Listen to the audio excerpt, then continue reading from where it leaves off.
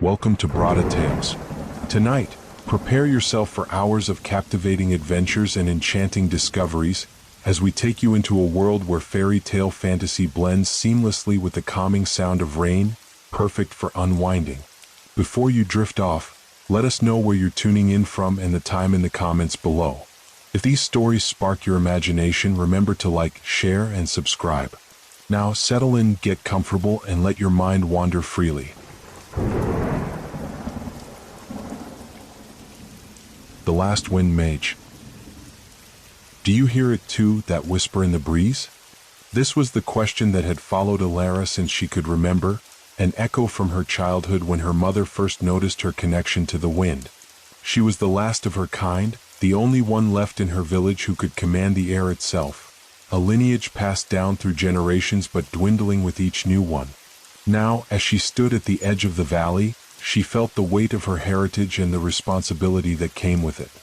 The field stretched before her, painted golden by the dying light, yet the air held an unusual tension. The wind whispered warnings, almost pleading. For weeks, the skies had grown darker, heavy clouds forming at the borders of her homeland, as if gathering strength to strike. Villagers spoke of old tales, of storms that once raged uncontrollably, taking lives and scarring the land. Elara's heart pounded as she looked up. She had never seen the wind so unsettled. Her powers were still raw, untrained, and she feared that if she faced what was coming, she would fail. Yet, the thought of her people, helpless before a force they couldn't fight, filled her with an unexpected resolve. Closing her eyes, she let the wind guide her thoughts, its touch cool yet strangely comforting. Her journey would be long, filled with trials she couldn't yet imagine, but this was her path. Elara took a deep breath, steadying herself against the chill that settled over her skin. The wind felt strange tonight, carrying not only the usual murmurs but something darker, as if it were hiding a secret too heavy to bear alone. The shadows of the approaching storm danced on the horizon, and though she was afraid, Elara knew she couldn't wait any longer. Her mother had once told her stories of the wind mages, the guardians who had stood between their people and the wild forces of nature. But they were gone now, leaving only echoes of their power and tales whispered around village fires. The last of them, her great-grandfather, had been lost in a terrible storm that had nearly destroyed the village decades before she was born. Now she was the only one left with even a trace of that magic, and it was her turn to protect those she loved. Elara clenched her fists, feeling a surge of warmth spark from her core, spreading to her fingertips. The air around her trembled as if it too felt her resolve. Her bond with the wind had always been fragile, flickering like a candle in the dark, but tonight it felt different. Tonight, it felt like the wind was waiting for her to act. "Guide me," she whispered, her voice barely audible, lost within the rustling leaves. In response, a gentle breeze wrapped around her, tugging at her cloak as if urging her forward. Elara took a step, then another, leaving the familiar safety of the village behind. The path ahead wound through dense forests and over towering cliffs, toward the distant mountains where, it was said, the ancient spirits of the wind resided. If she could reach them, maybe she could learn how to harness her powers, to stand against the dark forces that threatened to consume her world.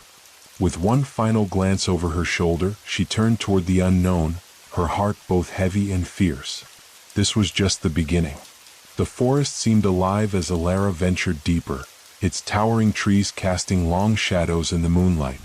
Every step felt like stepping into a place beyond the reach of daylight, where nature's secrets lingered, hidden in the creak of branches and the rustling leaves.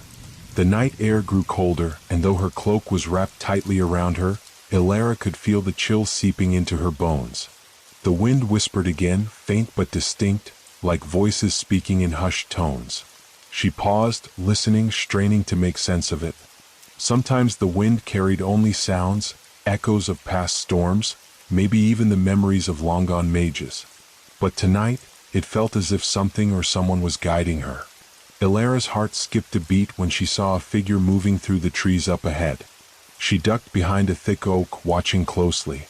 The figure was shrouded in a dark cloak, their face hidden in shadows, yet they moved with a purpose, as though they knew exactly where they were going.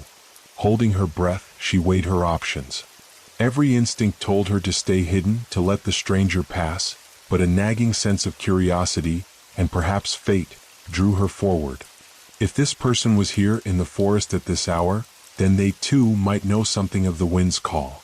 Summoning her courage, Elara stepped out from behind the tree and called, "Who are you?" The figure stopped, turning slowly to face her. For a tense moment, they simply watched her, their face hidden beneath the hood. Then, in a low, gravelly voice, they replied, "I could ask the same of you, young mage." Elara's heart raced. How did they know she was a mage? She hadn't spoken of her powers to anyone outside her village. The stranger took a step closer, and though fear twisted in her stomach, she held her ground. "Your journey is just beginning," the stranger said. "The winds have long awaited your coming." Elara swallowed, feeling the weight of the stranger's words settle heavily in her chest. The winds had awaited her? She searched his face for answers, but the hood concealed all but a faint glimmer of his eyes, a strange silvery sheen that reflected the moonlight in an almost otherworldly way. "Who are you?" she asked again, her voice firmer, though her hands trembled slightly. The figure paused, considering her question. Finally, he pulled back his hood to reveal a face lined with age, but his eyes were alive with an intensity that belied his years.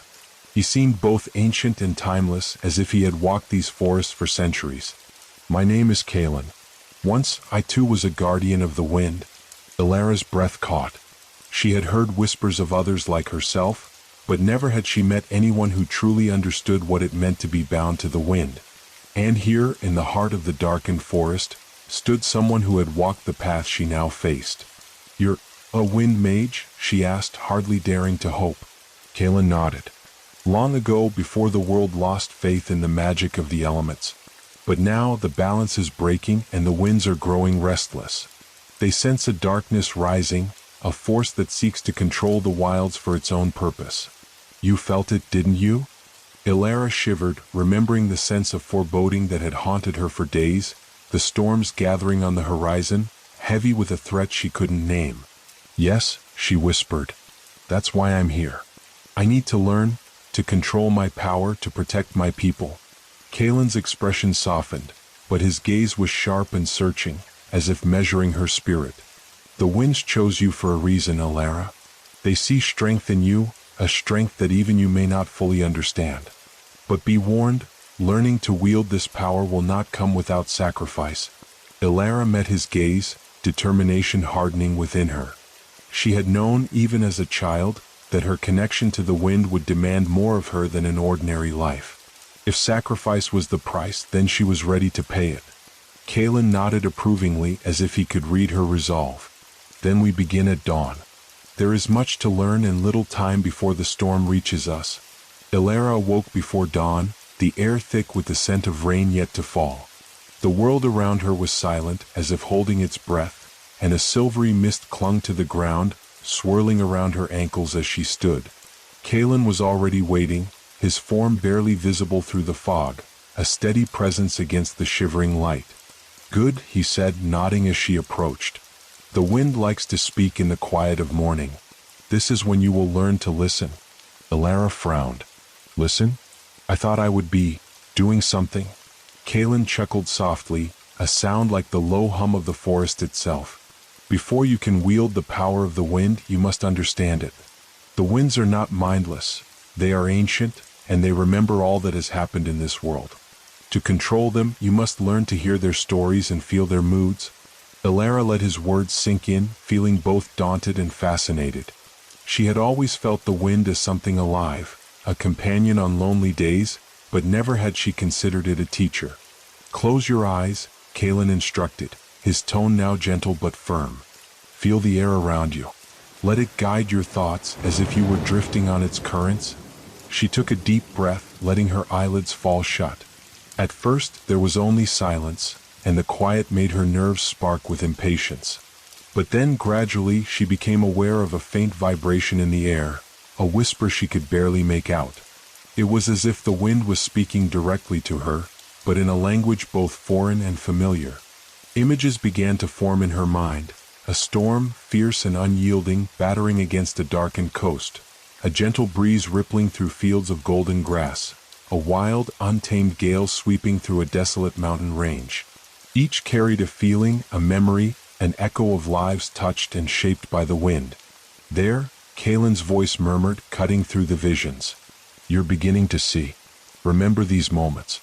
They are pieces of the wind's story, fragments of its being. Only when you understand them will you be ready to wield its power. Elara opened her eyes, her heart racing. The air around her felt different now, richer and more layered, as if filled with voices she hadn't noticed before.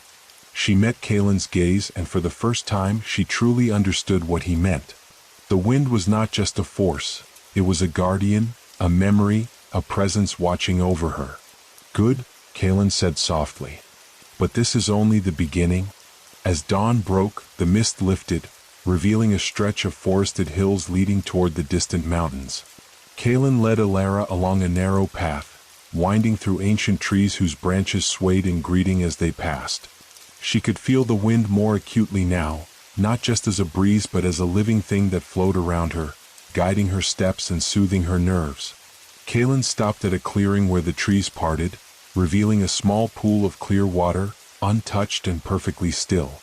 We'll practice here, he said, gesturing for her to sit by the water's edge. Elara knelt beside the pool, her reflection staring back at her from the mirror-like surface. For a moment, she almost didn't recognize herself. There was a fierceness in her gaze, a determination that had blossomed overnight. Kalen settled beside her, his voice low and steady. Today you will begin to call upon the wind. Not with force, but with understanding. If you demand its power, it will resist. You must invite it, make it want to answer you. Elara looked up at him, uncertain. How can I invite something so powerful? What if it doesn't come? Kalen's gaze softened. The wind has been waiting for you, Elara. It is not about summoning it by strength but connecting to its essence. He gestured to the trees around them. Look at how the branches sway in response to the slightest breath of air. They do not resist or control, they respond. This is how you must be.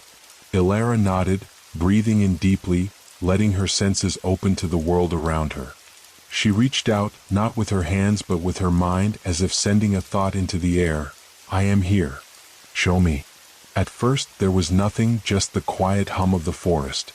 But then she felt it, a faint stirring like a heartbeat beneath the calm surface of the air. She held her breath, afraid that any movement would shatter the connection. And then a breeze drifted across her face, warm and gentle, carrying with it the scent of pine and earth. It felt like a soft caress, as if the wind were greeting her in return. Elara's heart swelled, and she could feel the wind's presence deep within, a bond that pulsed and grew with each passing second. Good, Kalen whispered, his voice filled with pride. Now let it carry you. Trust it, and it will show you its power. Elara closed her eyes again, surrendering to the feeling. She was no longer separate from the wind. She was part of it, as much a creature of air as the breeze itself. And in that moment she knew she was not alone in her journey. The wind would be her guide, her ally, and her friend. The connection Elara felt with the wind was exhilarating and overwhelming all at once. She could sense its depth, an endless well of power, each gust and gentle draft holding memories of places and times she could only imagine. For a long moment she simply let herself drift within it, feeling both small and infinite as her spirit mingled with the ancient force. But as she leaned deeper into this connection, something dark brushed against her awareness. It was like a cold current beneath the surface of a warm sea, a faint yet unmistakable presence that felt wrong. The sensation jolted her and she gasped, her eyes snapping open. Kalen noticed her reaction, his gaze sharpening.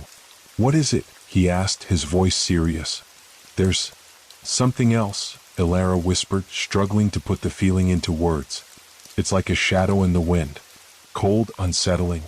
She glanced at him, seeking confirmation that this sensation wasn't just her imagination.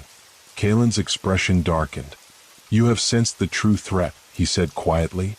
A darkness is spreading through the elemental forces. I have felt it too, creeping into the winds, poisoning them. It's as if something is trying to corrupt the balance. Elara shivered, recalling the storm clouds that had begun to gather over her village, their ominous weight pressing down on her heart. What is it? A person or something else entirely? Kaelin hesitated, then spoke with a solemn tone. There are those who seek to command the elements, to bind them and twist them for power. Long ago, the wind mages fought against such forces, protecting the purity of the elements. But now, the old magic is weaker, and there are those who wish to harness it for their own gain. They are drawn to the wind's power like moths to flame. A new resolve took root in Alara's heart. She thought of her village, her family, and the people who would have no way of defending themselves against something this dark. Then I have to stop them, she said, her voice trembling but sure. If the wind has chosen me, then I'll fight for it. For all of us. Kaelin nodded, his gaze steady. Yes, Alara. But you must know that this path is dangerous.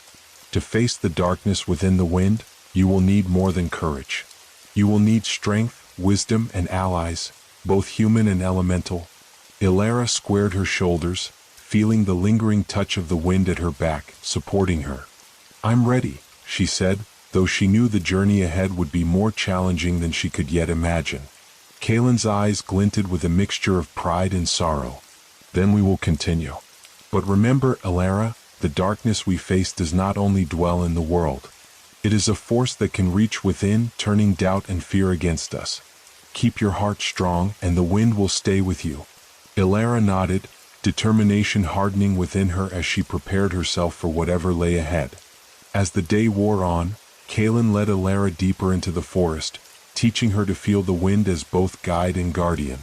Each lesson drew her further into its mysteries, helping her sense the layers within its currents. Calm, rage, joy, sorrow, each a unique expression of the ancient power that she was learning to wield. But the shadow Alara had felt earlier lingered in her mind, a cold reminder that something dark was stirring within the winds. She sensed it now more clearly, like a distant storm on the horizon, biding its time. Yet, alongside this fear grew something else, a quiet, steady confidence in her bond with the wind. She wasn't alone. She had a partner, a companion in the element that had chosen her. As the sun began to set, Kaelin stopped by a ridge overlooking the vast landscape. The sky was painted in streaks of gold and violet, with clouds clustering like heavy curtains on the horizon. Alara gazed out, mesmerized by the beauty of the fading light, feeling a rare moment of peace settle over her. But Kaelin's voice cut through her reverie, low and wary. Look there, toward the mountains, he said, pointing toward a darkening bank of clouds swirling with unnatural intensity. Alara squinted and her stomach twisted. The clouds were thick, churning with a deep, unsettling energy, as though alive and watching. The wind around her began to pulse, uneasy, as if recoiling from the sight.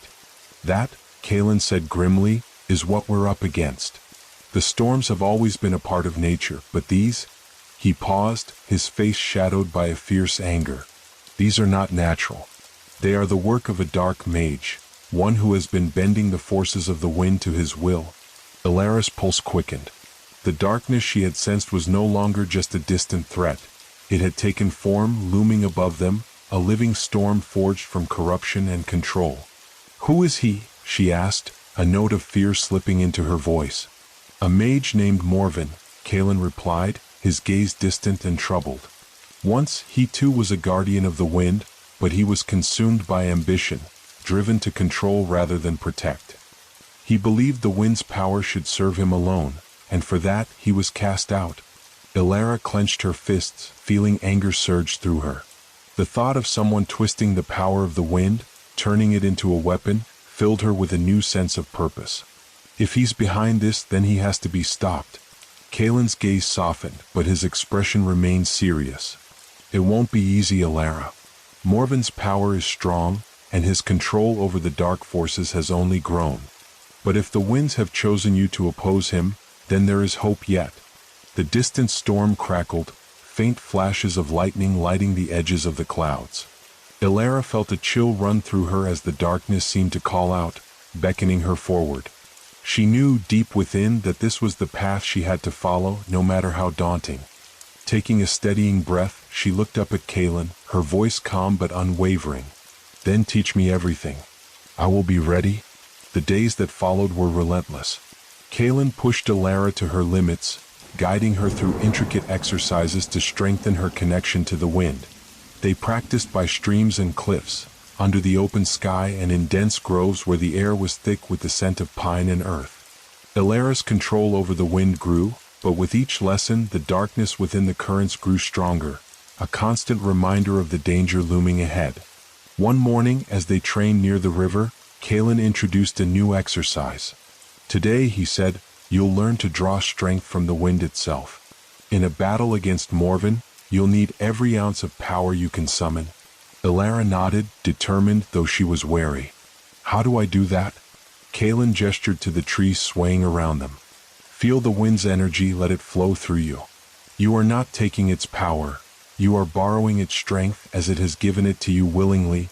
Closing her eyes, Elara breathed in deeply, focusing on the currents swirling around her.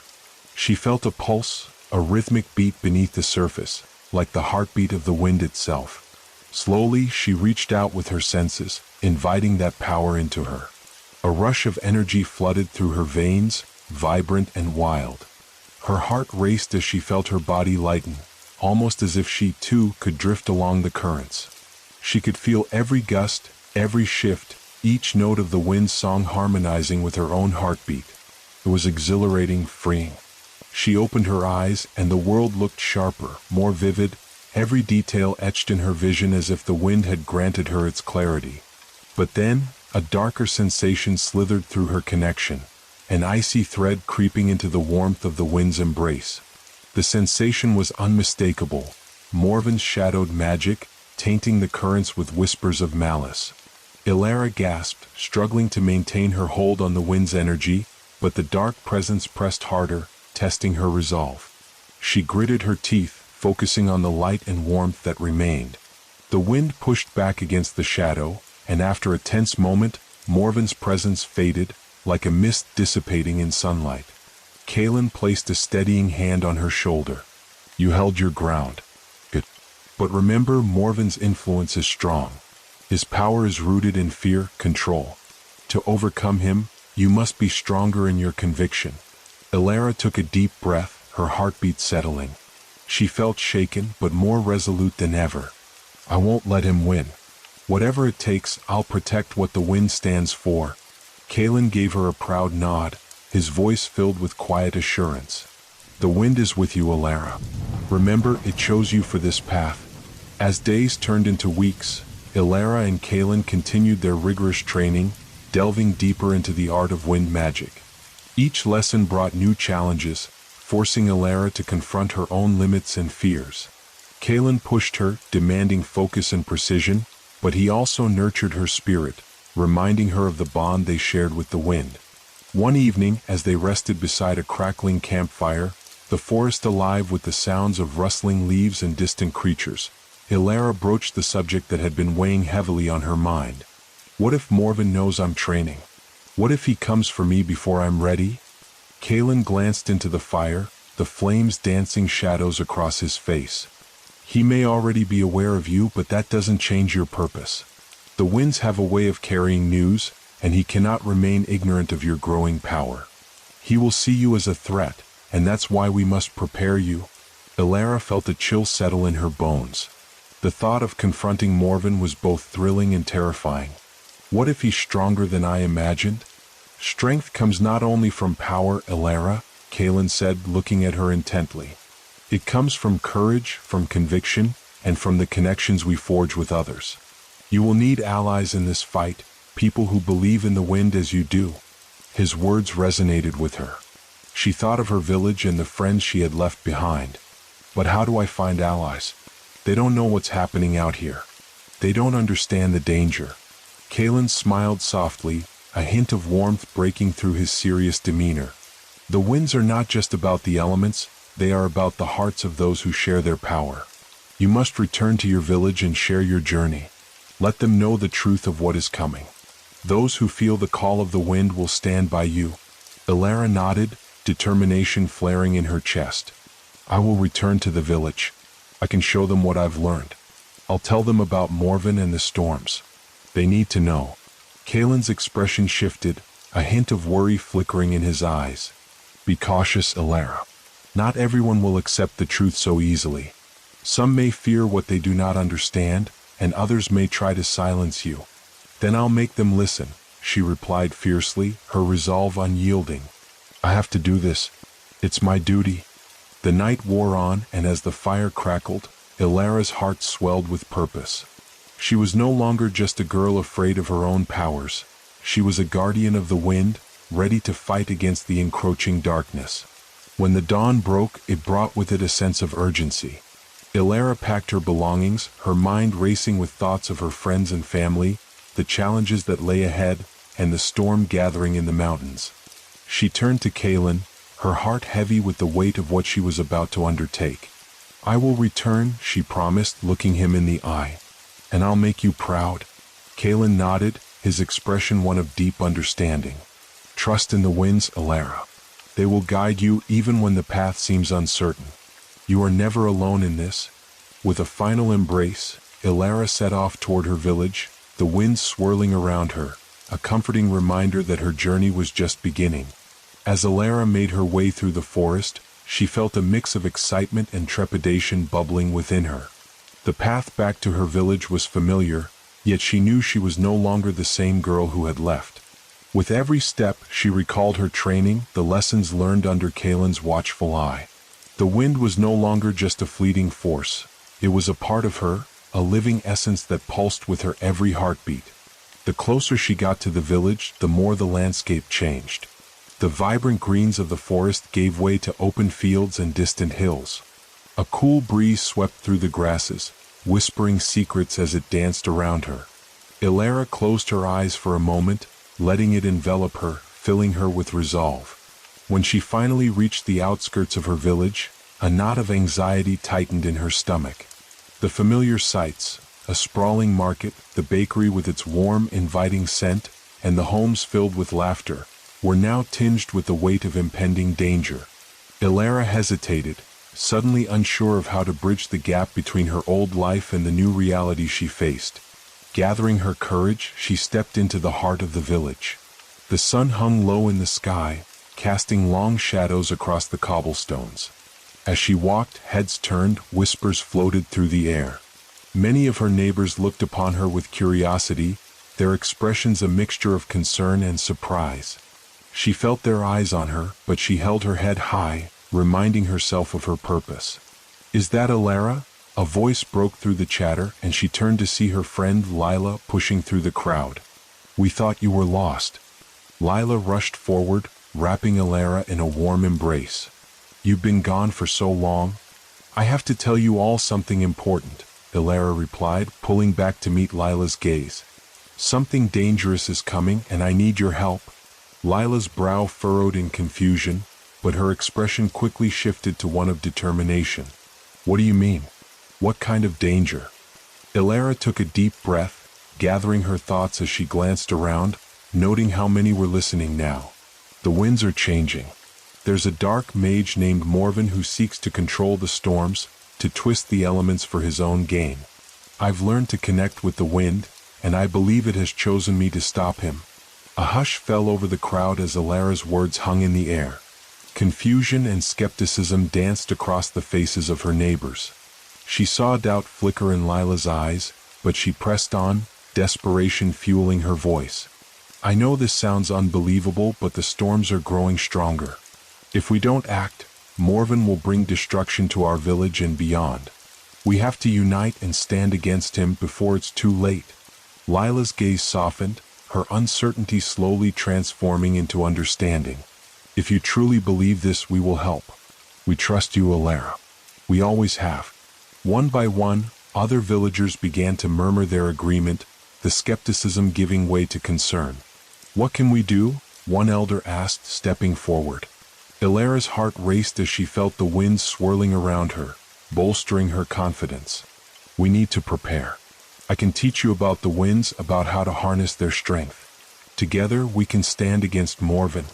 The crowd began to chatter among themselves, their initial doubts slowly shifting toward a collective resolve. As Ilara looked around, she felt a spark of hope ignite within her. Perhaps they could rally together, become the allies she so desperately needed. But even as hope blossomed, the foreboding sense of urgency lingered. She knew time was short. Morven's darkness would not wait for them to gather their strength. "We must act quickly," Elara said, her voice steady. "Gather everyone you can. We'll need to meet at the old oak tree at sunset. I'll share everything I've learned." With a newfound sense of purpose, Elara felt the wind swirl around her, lifting her spirits as she watched her friends and neighbors rally to her call. The fight was far from over, but she was no longer alone. Together they would face the gathering storm.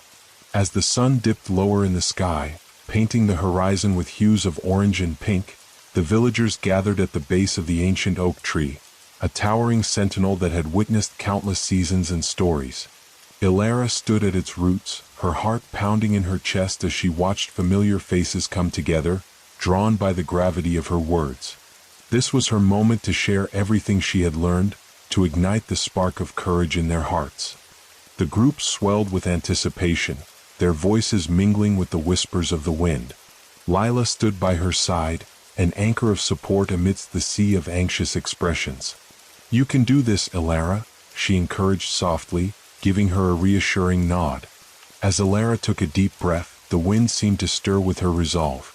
"Thank you all for coming," she began, her voice steady but laced with urgency. "I know this is a lot to ask, but I promise you, the winds have chosen me to fight against a terrible threat. Morven is gathering power, and if we don't unite, he will bring destruction to our village and to all of nature." Gasps echoed through the crowd, and she could see the worry etched on their faces. "But how can we fight against a mage?" someone called out from the back. "What can we do?" Elara took another deep breath, feeling the wind's energy dance around her, and continued, "Together we can harness the strength of the winds. I've learned to connect with them, to call upon their power. If we work as one, we can defend ourselves against Morven." She looked into the eyes of her friends and neighbors, searching for the spark of belief she hoped to ignite. "I'll teach you how to feel the winds, how to draw strength from them. We can create a bond with the elements that will protect us." A murmur of conversation rippled through the crowd, uncertainty still lingering but beginning to shift toward hope. "We've always lived in harmony with nature," Lila spoke up, her voice growing stronger. "If Elara can teach us, we can stand together. We owe it to ourselves and to our home." Encouraged by Lila's words, Elara nodded, feeling the collective energy in the air begin to change. "Yes, we must prepare not just for ourselves but for everyone who cannot fight. The winds can be our allies, but we must be willing to listen and learn." As she spoke, Elara felt the winds shift, swirling with newfound purpose, and she closed her eyes, allowing the whispers to fill her. "Let us begin by grounding ourselves," she instructed, her voice rising above the murmurs. "Find your connection to the earth and the sky. Feel the pulse of the wind around you and let it guide your heart." One by one, the villagers followed her lead. Elara moved among them, guiding their hands and teaching them to close their eyes, to feel the gentle caress of the breeze. As they practiced, she watched their expressions change, fears melting away, replaced by determination. "Now together," Elara urged, her heart swelling with hope. "Breathe in the wind's strength and let it fill you." As they took a collective breath, the wind surged around them, swirling in vibrant currents that lifted their spirits. Elara felt the connection deepen, a living tapestry of energy woven between them. She could see it, a shimmering thread of light binding their hearts and souls together, a testament to their shared resolve. Suddenly, a strong gust blew through the clearing, rustling the leaves above, and a chill ran down Elara's spine. It felt as though the wind was warning them, reminding her that Morven's darkness was closing in. "We need to act fast," she said, opening her eyes and gazing at the faces around her, their eyes wide with hope and newfound strength. "We must train together, hone our abilities. We will become a united front against Morven and the storms he commands." With the sun setting behind them, casting long shadows and igniting the sky in fiery colors, the villagers nodded in agreement, their fear transformed into determination. Elara felt the warmth of their support surrounding her, a shield against the looming threat. The wind swirled around them, echoing the promise of unity and strength. Elara knew that they were ready to face whatever darkness awaited them, not as individuals, but as a community bound by courage and the elemental forces they were learning to embrace. And in that moment, as the stars began to twinkle in the twilight sky, she understood the real battle was only just beginning. As the days turned into nights, Ilara and the villagers immersed themselves in training, their bond with the wind strengthening with every lesson. The once familiar sounds of the village transformed into a symphony of whispers and rustling leaves as they practiced together. Each member discovered their unique connection to the wind, the elemental force that flowed through them, urging them to rise above fear. Ilara took on the role of both teacher and leader, guiding her friends through exercises that focused on attuning themselves to the elements. They would stand in a circle, hands linked, eyes closed, and listen to the wind's song, a haunting melody that carried tales of strength and resilience. Each time they did this, Ilara felt the energy surge, the threads of connection between them becoming ever more vibrant. One afternoon, as the sun hung high in the sky, Ilara gathered everyone near the old oak tree.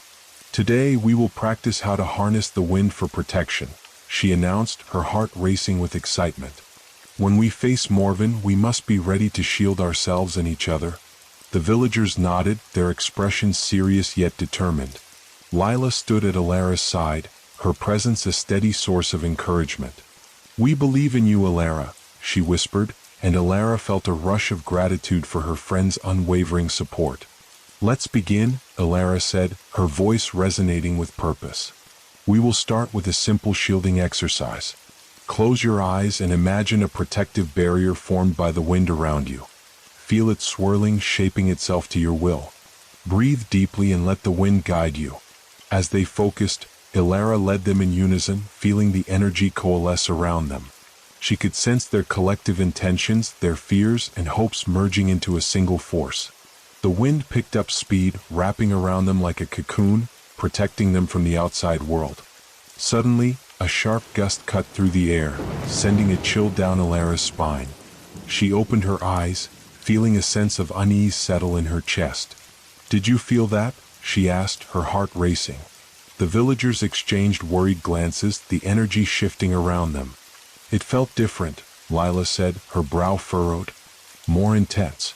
Ilara nodded, sensing the winds were no longer friendly. "We need to be cautious. Morven may be aware of our training, and he won't let us prepare unchallenged." Just as she spoke, a dark cloud loomed on the horizon, creeping toward them with ominous speed. The sky darkened, the sunlight fading beneath the thickening mass. The wind shifted, howling as it carried whispers of chaos, and a foreboding sensation swept over the village. "Quickly," Ilara called, urgency gripping her voice. "Back to the oak. We must stand together." The villagers rushed to form a circle around the ancient tree, their faces a mix of fear and determination. As the wind roared, Ilara raised her hands, feeling the familiar surge of energy that had become her ally. "We can't let fear take hold. Together we can face whatever Morven sends our way." With that, she closed her eyes and summoned the winds, drawing upon their strength. The air around them crackled with energy as they channeled their collective will.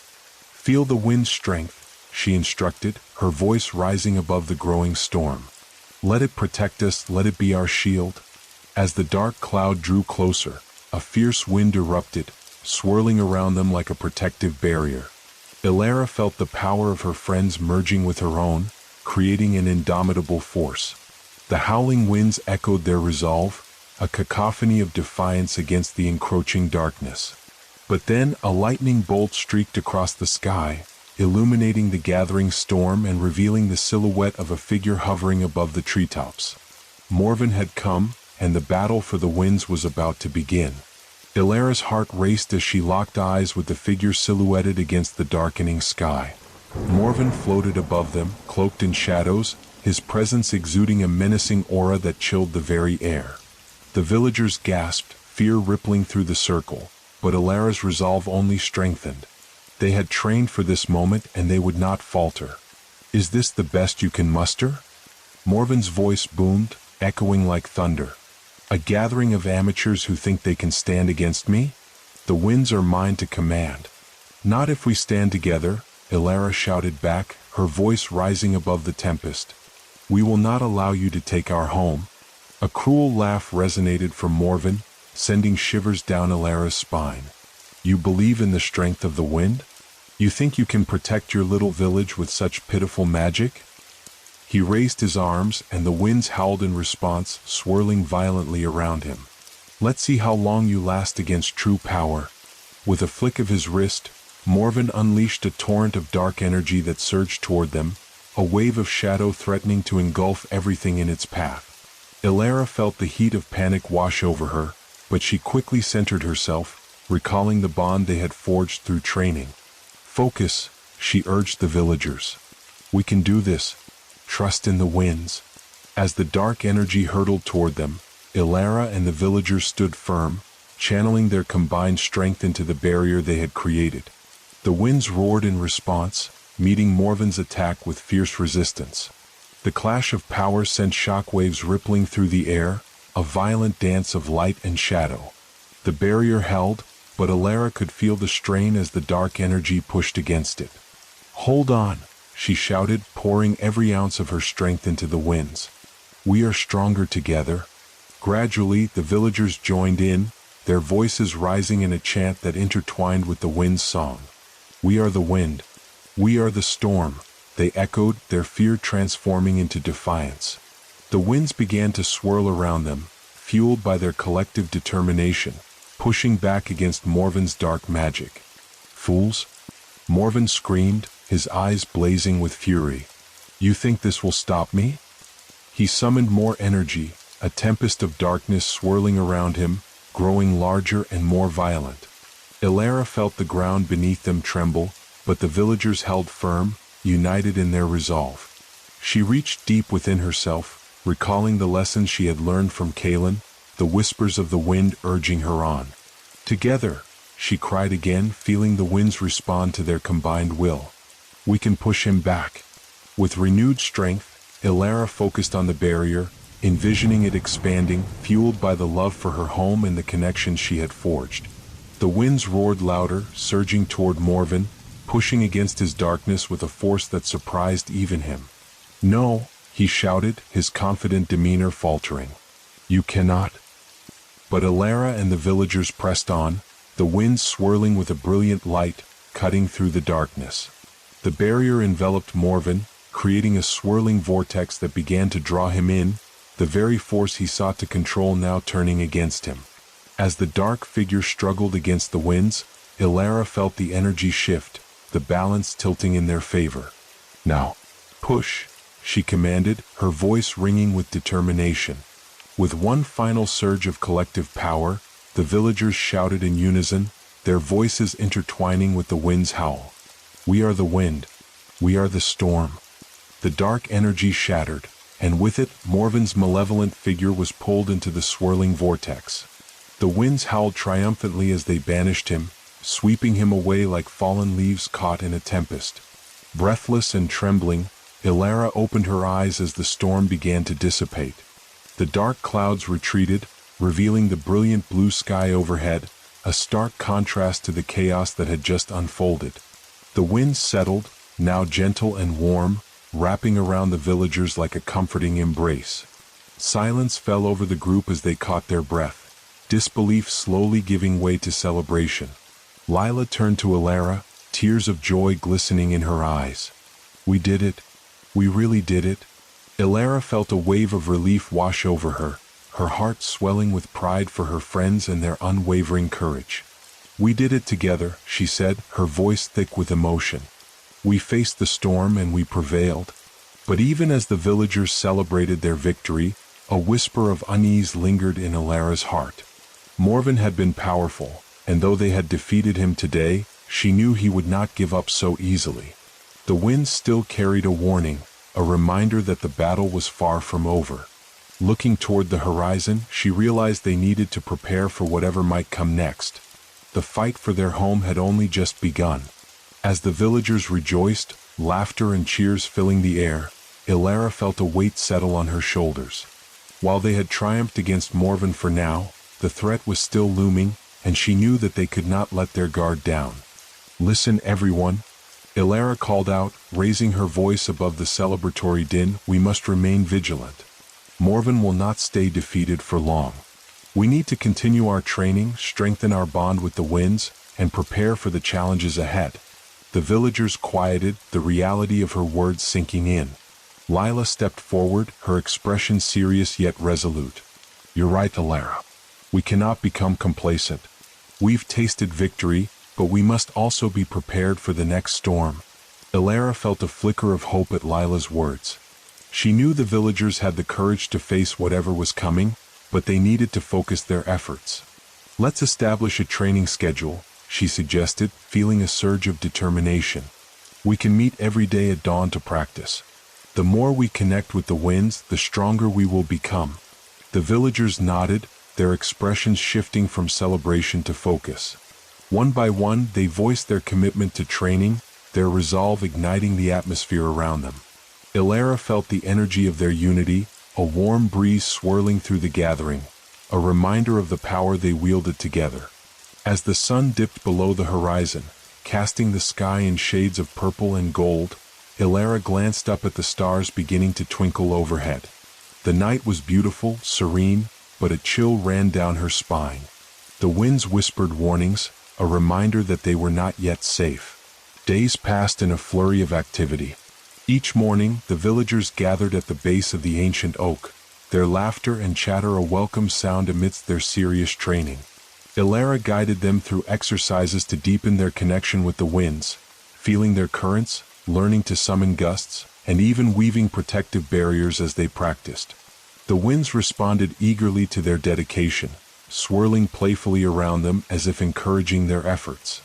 Elara found herself growing stronger, her confidence blossoming with each passing day.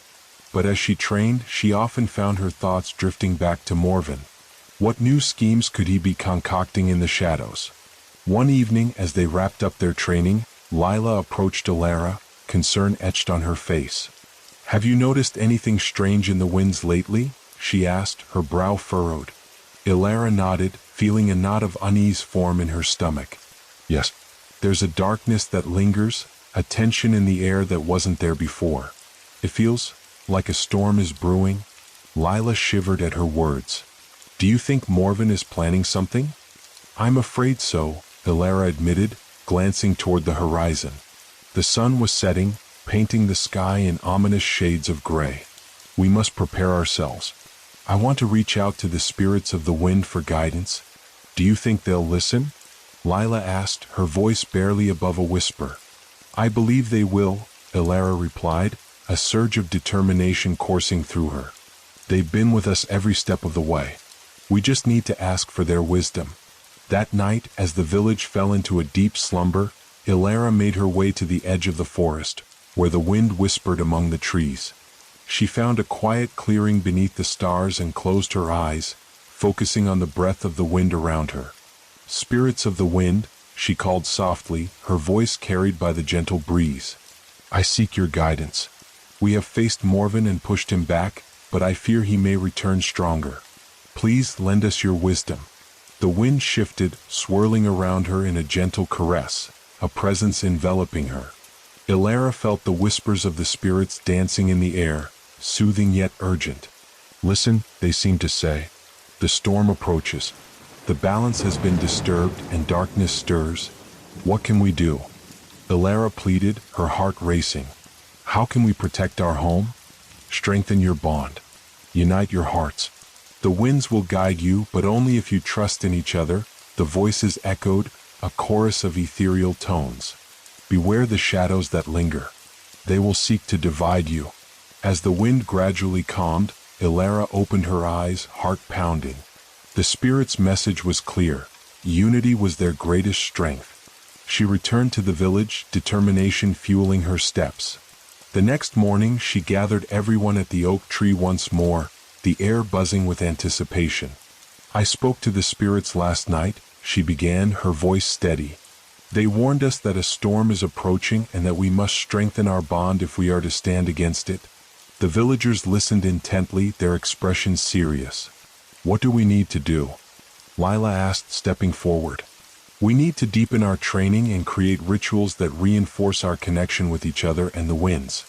We must trust in one another and embrace the power of our unity, Ilara felt the villagers' resolve solidify around her like an unbreakable shield. "Let's meet tonight beneath the stars," she suggested. "We will perform a ritual that honors the winds and strengthens our bond as a community. Together, we can face whatever darkness lies ahead." As they nodded in agreement, Ilara felt the winds swirl around them, a promise of hope and unity. The storm may be coming, but together they would be ready to face it. As twilight descended upon the village, the atmosphere pulsed with anticipation. Ilara led the villagers to the clearing beneath the ancient oak, the stars twinkling above like a promise of guidance. The air crackled with energy charged by the resolve they all shared.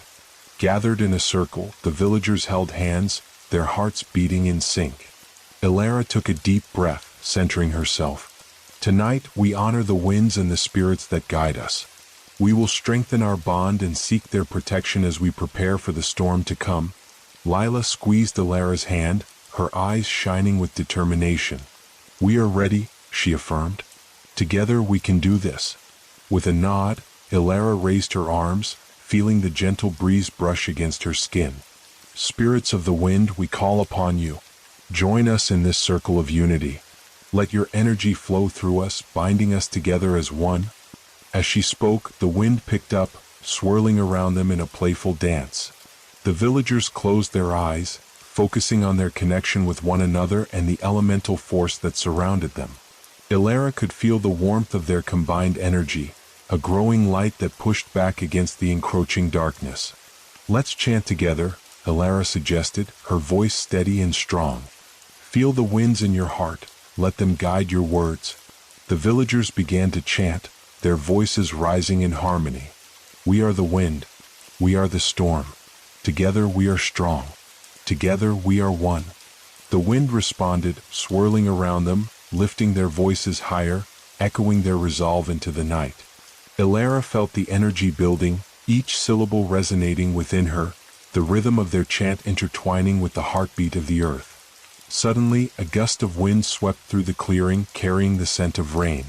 A sense of urgency washed over Ilara, and she opened her eyes, looking toward the horizon. Dark clouds loomed ominously, gathering strength, and a flicker of lightning illuminated the sky, a warning of the storm that was fast approaching. The villagers continued to chant, their voices unwavering. "Together we are strong. Together we are one." With every repetition, Ilara felt their bond strengthen, the winds weaving around them like a protective veil. "Feel the energy," she urged, her voice rising above the storm. "Let it fill you with courage." As they chanted, Ilara reached deep within herself, summoning the essence of the wind. She could feel its power coursing through her veins, igniting a fierce determination. The wind swirled around them, lifting their spirits higher, pushing back against the shadows that threatened to invade. Just as the final words of their chant echoed into the night, the first drops of rain began to fall, splattering against the ground like whispers of the approaching tempest. But the villagers remained firm, their spirits undeterred. A flash of lightning split the sky, illuminating the dark figure of Morven standing at the edge of the clearing, his eyes glinting with malice. "Foolish mortals," he boomed, his voice like thunder. "You think your little rituals can protect you? The storm I bring will consume you all." Ilara felt her heart race, but she did not waver. "We will not be afraid of you, Morven. The winds are our allies and we stand united." Morven laughed, the sound echoing ominously. "Unity? You think your bond can withstand the storm? I will tear you apart one by one." With that, he raised his arms, summoning a whirlwind of dark energy that spiraled toward them, a tempest fueled by his rage. The winds howled, chaotic and wild, as they fought against the darkness that surged forward. Ilara turned to the villagers, their faces a mix of fear and determination. "Remember our bond," she shouted. "We can withstand this together. Channel your energy into the winds." As they focused their power, the winds began to respond, swirling around them, intertwining with Morven's dark tempest. The clash of forces sent shockwaves through the air, a violent dance of light and shadow, chaos and order. Ilara felt the winds push back against Morven's storm, their energy merging into a brilliant light. "We are the wind. We are the storm," she shouted, her voice rising above the turmoil. Together we are strong. In that moment, the villagers joined her, their voices rising in unison. The energy surged, the winds roaring as they fought back against Morven's darkness. Elara felt the spirits of the wind with them, guiding their strength, their unity creating a force that pushed back against the shadows. With every heartbeat, Elara sensed their bond solidifying, the winds wrapping around them like a protective cocoon. Morven's tempest began to falter, the darkness struggling against their combined power. No, Morven screamed, his face twisted in rage. You cannot defeat me. I am the storm. But Elara and the villagers pressed on, their voices rising higher, the winds swirling faster. Together we are strong. Together we are one. In a final surge of energy, they pushed against Morven's darkness, the winds erupting in a brilliant flash of light. The dark tempest shattered, scattering like ash in the wind, and with it, Morven's form dissolved into the ether. The clearing fell silent, the winds calming to a gentle breeze as the last remnants of the storm faded away. The villagers stood, breathless and wide-eyed, the weight of the confrontation hanging in the air. Elara looked around, her heart swelling with pride. We did it, she breathed, disbelief mingling with joy. We faced the storm and won. But as she gazed at the horizon, a flicker of unease tugged at her heart. The wind still carried whispers of uncertainty, a reminder that while they had defeated Morven, the battle for their home was far from over. The balance of nature was delicate, and they must remain united in their vigilance. The villagers began to embrace, relief and gratitude radiating through the group. Elara felt the warmth of their camaraderie, their bond stronger than ever before. But deep within her, she understood that their journey was just beginning, and the true test of their strength still lay ahead. With renewed purpose, she turned back to the villagers. Let's honor this victory and prepare for the future, she declared, her voice steady. Together we will protect our home no matter what challenges arise. And as the stars began to twinkle once more, the winds carried their collective hope into the night, a promise of strength and unity for the battles yet to come. Days turned into weeks, and the village thrummed with a newfound energy. Elara and the villagers had forged a bond unlike any other, their unity strengthened by the recent confrontation with Morven. Every morning they gathered at the ancient oak tree, where laughter and shouts of encouragement filled the air as they trained together, honing their skills and deepening their connection with the winds. Yet, beneath the surface of their celebrations, a lingering unease settled in Elara's heart. Despite their triumph, the winds whispered secrets of impending danger, and she could sense that Morven's darkness had not been fully vanquished. The spirits of the wind had warned her, and she could not shake the feeling that the real storm was still to come. One evening, as dusk draped its velvet cloak over the village, Elara sat beneath the oak, contemplating the shifting winds. The villagers had left for their homes, their spirits high, but her thoughts were heavy with doubt. Just then Lila approached, her expression mirroring Elara's concern. Elara, Lila said, her voice low. Have you noticed the changes in the winds?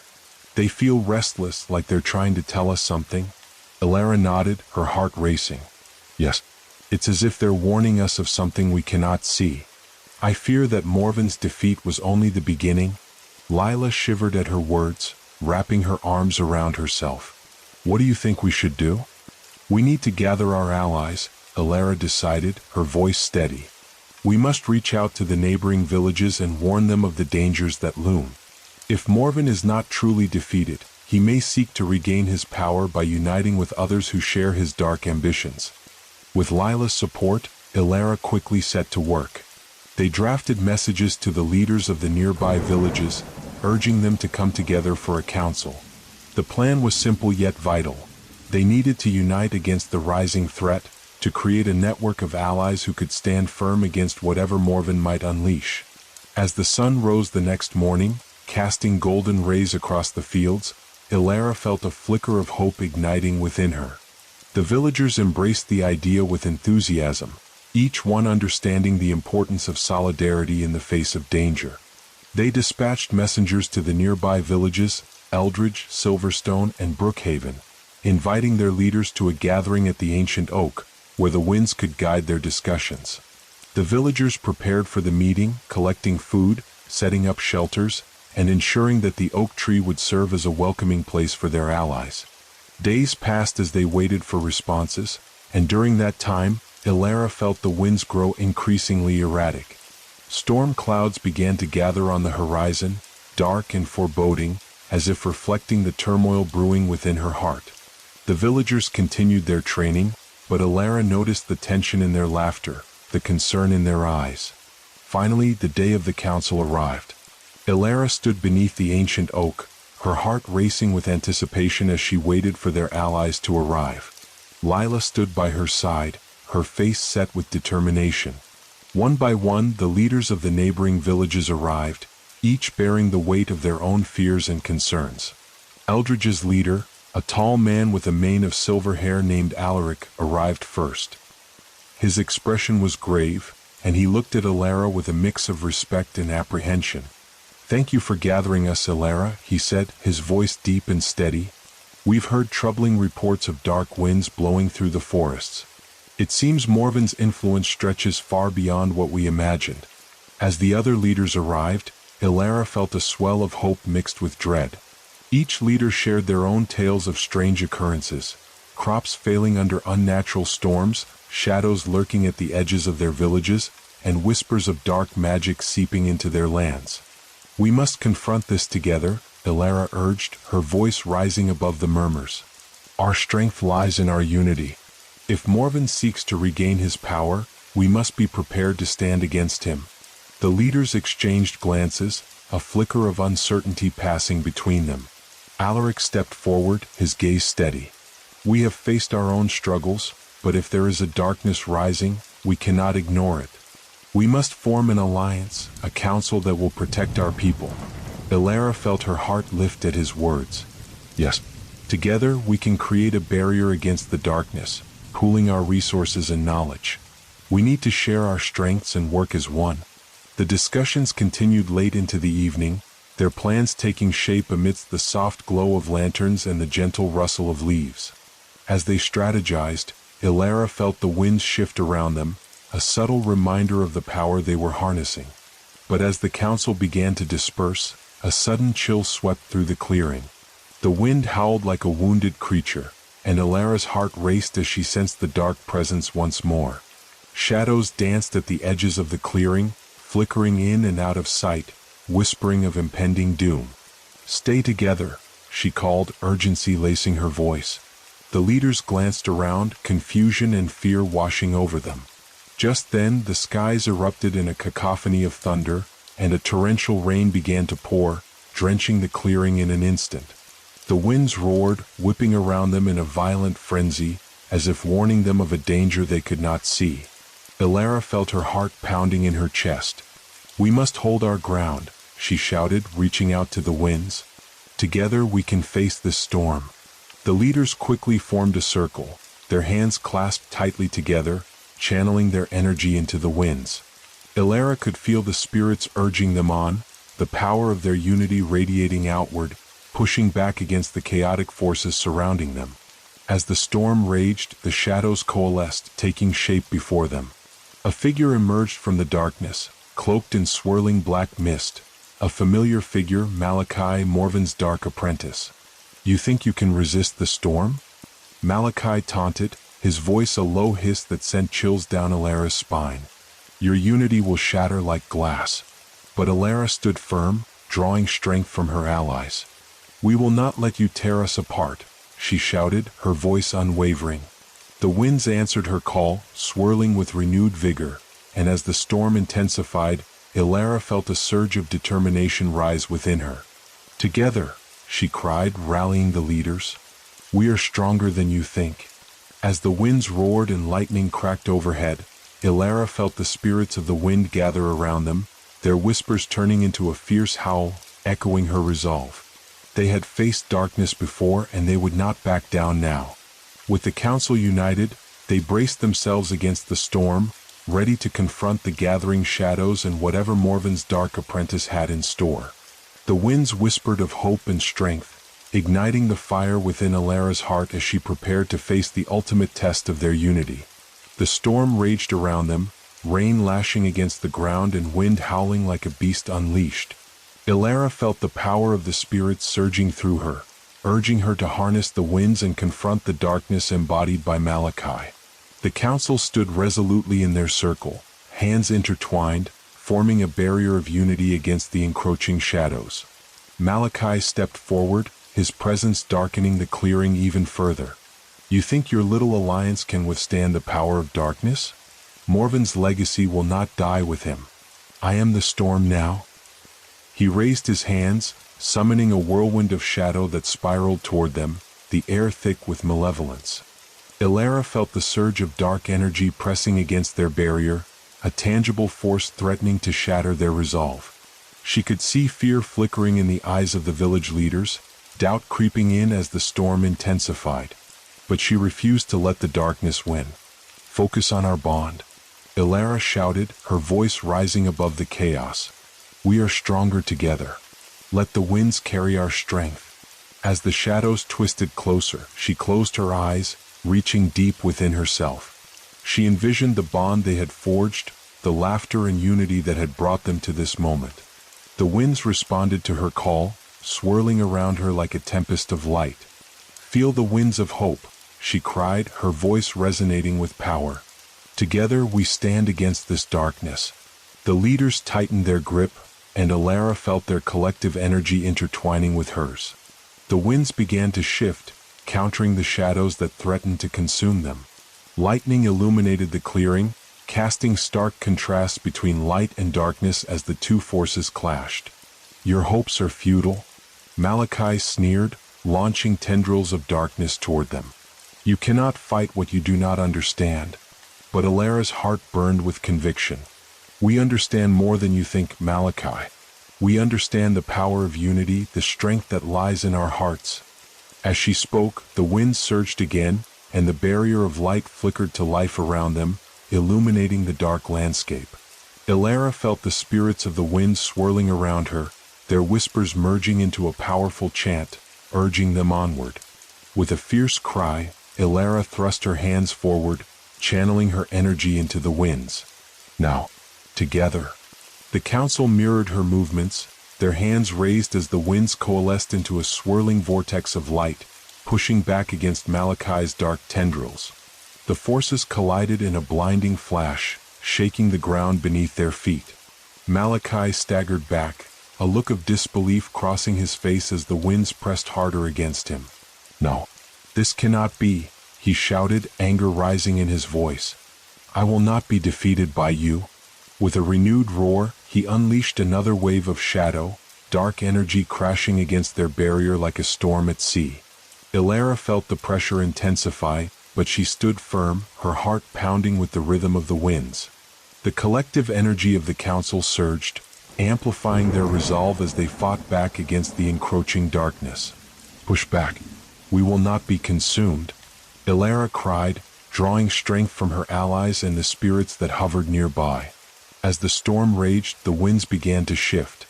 With each chant, each connection strengthened, the swirling vortex of light grew more powerful, its glow illuminating the clearing in defiance of the shadows. Elara could feel the spirits of the wind rallying behind her, their energy intertwining with her own. Suddenly, a surge of clarity struck Elara. We must become one with the winds, she shouted, inspiration lighting her eyes. Let our hearts beat in harmony with the storm. Together we can drive him away. The leaders exchanged glances, comprehension dawning in their eyes. Yes, Lila exclaimed, her voice filled with determination. Let us merge our energies. Let us become the storm. As they raised their arms, the winds responded to their collective will, swirling into a massive vortex of light.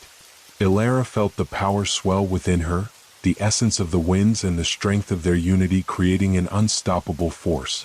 Together we are one, they shouted in unison, their voices rising to a crescendo. The winds roared, carrying their chant to the heavens, igniting the very air around them with brilliant energy. With a final surge, Elara released all her energy into the vortex, channeling every ounce of strength she had. The light exploded outward, driving back the shadows and illuminating the darkness that surrounded Malachi. "No," Malachi howled, his form twisting as the light encroached upon him. "You cannot do this. I am the storm." But the winds had answered Alara's call, enveloping him in a radiant light that shattered the darkness like glass. With a blinding flash, the shadows dissolved, leaving nothing but a gentle breeze in their wake. As the winds calmed, the rain subsided, and the oppressive atmosphere lifted. The council stood breathless, their hearts pounding with the adrenaline of battle and the joy of victory. Alara opened her eyes, her heart soaring as she looked around at her allies, a sense of pride swelling within her. "We did it," Lila exclaimed, her voice filled with disbelief and joy. "We stood together and fought back the darkness." Alara smiled, tears of relief glimmering in her eyes. "Yes, we did. We are stronger together than we ever imagined. The spirits of the wind are with us." But as they began to celebrate, Alara felt a whisper on the breeze, a warning that sent a chill through her heart. The winds carried a sense of unease, a reminder that while they had won this battle, the war against darkness was far from over. "We must remain vigilant," Alara said, her voice steadying the group. "This is only the beginning. Morven may still be out there, and we must be prepared for whatever may come." The leaders nodded in agreement, their expressions serious as they absorbed her words.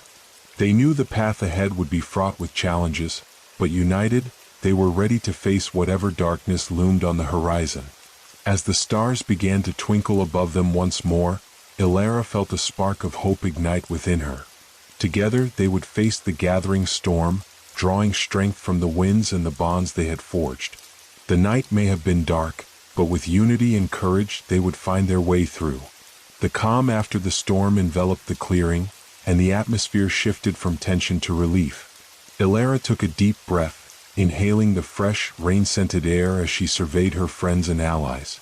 The lanterns cast a warm glow on their faces, illuminating expressions of awe and determination. As the leaders began to disperse, their voices mingled with the soft rustle of leaves. "We will spread the news of our victory," Alaric announced, his voice filled with confidence. "Let our people know that we can stand against darkness. Let them feel our resolve." Alara nodded, feeling a surge of pride. "And let them know that we must remain united. We must prepare for whatever Morven may have planned. His influence is still out there, lurking in the shadows." The council agreed, and plans were set in motion. They decided to form a coalition, a united front against any threats that might arise. Alara would continue to serve as a liaison between the villages, ensuring that they shared knowledge and resources. Each leader promised to rally their people and train them in the ways of elemental magic and defense. As the night deepened, Alara felt a sense of purpose wash over her. The winds had tested her, but they had also shown her the strength of unity. She turned to Lila, who was packing up the remnants of their gathering. "I never expected this to happen," Alara confessed, her voice soft. "I thought I was alone in this fight." Lila smiled, her eyes sparkling with mischief. "You are never alone, Alara. The winds have always been with you. And now we have each other." Alara chuckled, the warmth of her friend's words filling her heart. "Thank you, Lila. I couldn't have done this without you. You believed in me when I didn't believe in myself." They began to walk back toward the village, their spirits lifted by the sense of camaraderie and shared purpose. But even as they spoke of future plans and dreams of peace, Alara couldn't shake the feeling of foreboding that lingered in the back of her mind. The winds, once a source of comfort, now carried a whisper of uncertainty, urging her to remain vigilant. The next few days were a whirlwind of activity. Alara traveled between villages, sharing stories of their recent victory and inspiring others to join the alliance. Everywhere she went, she felt the winds of change, the promise of new beginnings interwoven with a thread of unease. Villagers listened eagerly, their eyes bright with hope as they prepared to stand united against the unknown. But with each passing day, the shadows grew darker. Rumors spread of strange occurrences in the forest. Whispers of dark figures moving beneath the canopy, strange lights flickering in the night. The winds whispered of restless spirits, of a deepening conflict that loomed closer. One evening, while returning to her village, Alara stopped at the edge of the forest, drawn by an inexplicable pull. The air felt thick with magic, charged with an energy that made her skin tingle. She closed her eyes, listening intently to the winds, hoping for guidance. Something stirs within the woods, a voice echoed, soft as a breeze. It was the spirit of the wind, a presence she had come to know well. A gathering is forming, one that seeks to unravel the bonds you have created. Elara's heart raced. Is it Morven? She asked, her voice steady despite the fear that gripped her. Is he coming for us? The spirit hesitated, the winds swirling around her. Not just Morven. Others are drawn to the darkness. They seek power and chaos, and they will not rest until they have it. You must be prepared, Elara. Opening her eyes, she looked into the depths of the forest, the shadows seeming to shift and pulse with a life of their own. What must I do? She asked, determination rising within her. Strengthen your bond with the winds, the spirit urged. Call upon your allies, for you will need them more than ever. The darkness seeks to divide you. Stand firm and united, and you will prevail. With a renewed sense of urgency, Elara hurried back to the village. She gathered the council, her voice steady as she conveyed the spirit's warning. We must intensify our training and prepare for the worst. We cannot let fear tear us apart. The winds are with us, and they guide us toward victory. Alaric nodded, his expression resolute. Then let us prepare. We will gather our people and train them in the ways of elemental magic, in the art of defense. We will forge our unity in the fires of preparation. The council worked tirelessly, and soon the village buzzed with activity. Elders shared stories of ancient magic, while children practiced their newfound skills under the watchful eyes of the leaders. Lila became a beacon of enthusiasm, rallying everyone with her infectious spirit. But as the days turned into weeks, Elara couldn't shake the feeling that time was running out. The winds felt restless, and the shadows in the forest seemed to deepen. She often found herself standing at the edge of the woods, listening to the whispers of the spirits, seeking answers to the questions that plagued her. One night, as the moon hung high in the sky, Elara felt an urgent call in the winds. A storm was brewing, not just in the sky but within the very heart of the forest. She gathered her closest friends, Lila and a few other leaders, and they set out into the woods, guided by the howling winds. The deeper they ventured, the more ominous the atmosphere became. Shadows danced among the trees, and a chilling silence enveloped them. It was as if the forest itself was holding its breath, waiting for something to unfold. Suddenly, a piercing howl shattered the stillness, echoing through the trees. Elara's heart raced as the ground trembled beneath her feet. "We need to turn back," she exclaimed, fear creeping into her voice. But before they could react, a figure emerged from the shadows, tall and cloaked in darkness, with eyes glowing like embers. "Welcome, Elara," it said, its voice a haunting whisper. "You've done well to gather your allies.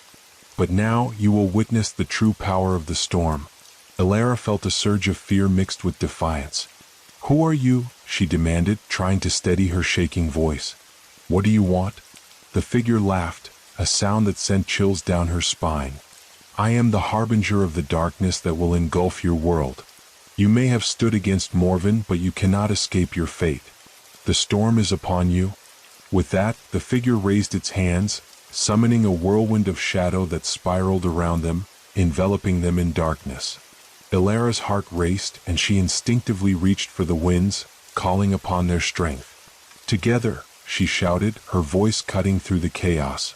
"We will not be defeated." The winds responded, swirling around her as her allies joined in, their voices merging into a chorus of determination. The darkness pressed against them, but Elara felt the power of their unity rising, a beacon of light amid the encroaching shadows. As the winds howled, Elara braced herself against the storm, her heart pounding with fear and resolve. They would face this darkness together no matter what it took. The gathering storm was upon them, and she refused to let it claim their light. As the whirlwind of shadows closed in, Elara and her allies stood their ground, their combined strength igniting the air around them. The dark figure loomed closer, the malevolence radiating from it palpable and suffocating. Elara felt the wind urging her on, a gentle reminder of the spirits rallying at her side. "Focus on the light," she shouted, her voice a rallying cry against the encroaching darkness. "Remember our bond. We can break this darkness together." The shadows surged forward, trying to envelop them, but Alara felt a warmth igniting within her heart. She could almost see the winds swirling in response, creating a protective barrier around her and her friends. "Lila, rally the others," Alara commanded, her voice steady despite the fear coursing through her veins. "Right?" Lila replied, her eyes shining with determination. She reached out, drawing the other leaders closer, forming a tighter circle. "We can do this, just like before." The shadows coiled around them, but the group held firm, pouring their energy into the winds that whipped around them. With each breath, Alara felt the winds growing stronger, their essence mingling with her own as she concentrated on the bond that had been forged among them. "Together," she urged again, her heart racing as she took a deep breath, channeling all her energy into the storm. "Let us become one with the winds." The winds obeyed her call, swirling into a vortex of shimmering light that pushed back against the darkness. The dark figure sneered, its eyes narrowing as it realized the threat they posed. "Foolish children. You think your unity can stand against the depths of my power? You are nothing." But Alara's heart swelled with resolve. "We are not nothing. We are the embodiment of hope, and we will not be extinguished." As she spoke, the winds intensified, their force becoming a tangible barrier that began to push the darkness back. The shadows writhed and shrieked, resisting the light but ultimately succumbing to its brilliance. The dark figure faltered, its form flickering as the light encroached upon it. "No," it howled, rage filling its voice. "You will pay for this insolence." With a wave of its hand, it summoned more shadows, swirling tendrils of darkness that lashed out at them. But Alara and her allies stood resolute, arms raised, channeling their combined energy into a radiant beam of light that cut through the storm. "Feel the winds of unity," Alara cried, pouring every ounce of her strength into the storm. "Feel the bond that ties us." As their energies collided, a blinding flash erupted, sending shockwaves through the forest. The shadows screamed in fury, their form dissipating into wisps of smoke as the light expanded outward, engulfing the clearing in a warm glow.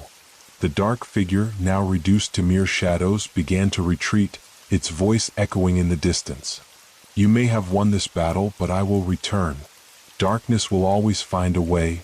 As the echoes faded, the winds calmed, and the shadows melted away, leaving only the soft glow of moonlight illuminating the clearing.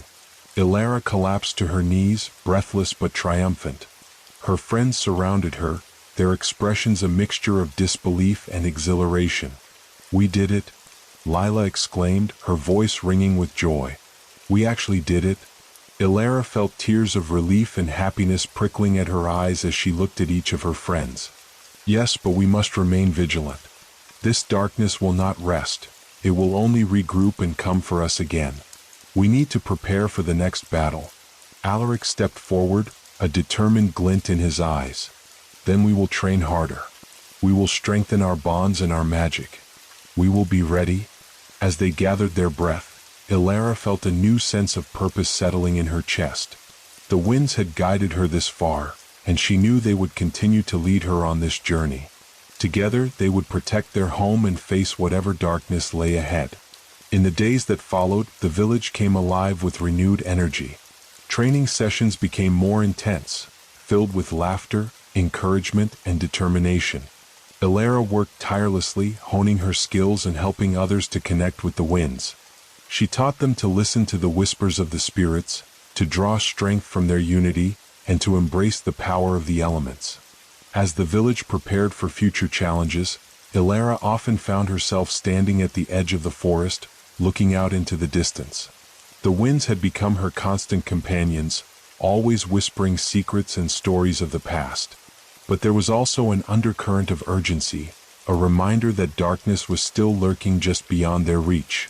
One fateful evening, as the sun dipped below the horizon, painting the sky in hues of orange and purple, Alara gathered the council once more. The atmosphere was charged with anticipation as they discussed their next steps. We need to venture deeper into the forest, she proposed, her heart racing with the gravity of her words. We need to understand what we're up against and find the source of this darkness. The leaders nodded, exchanging determined glances. We will not let fear hold us back, Alaric affirmed. If we are to face this threat, we must know it intimately. As the group prepared for their journey, Ilara felt a mix of excitement and trepidation.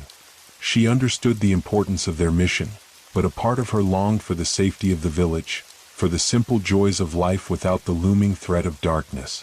But she knew the winds would not allow her to turn back now. They had brought her this far, and she was ready to face whatever lay ahead.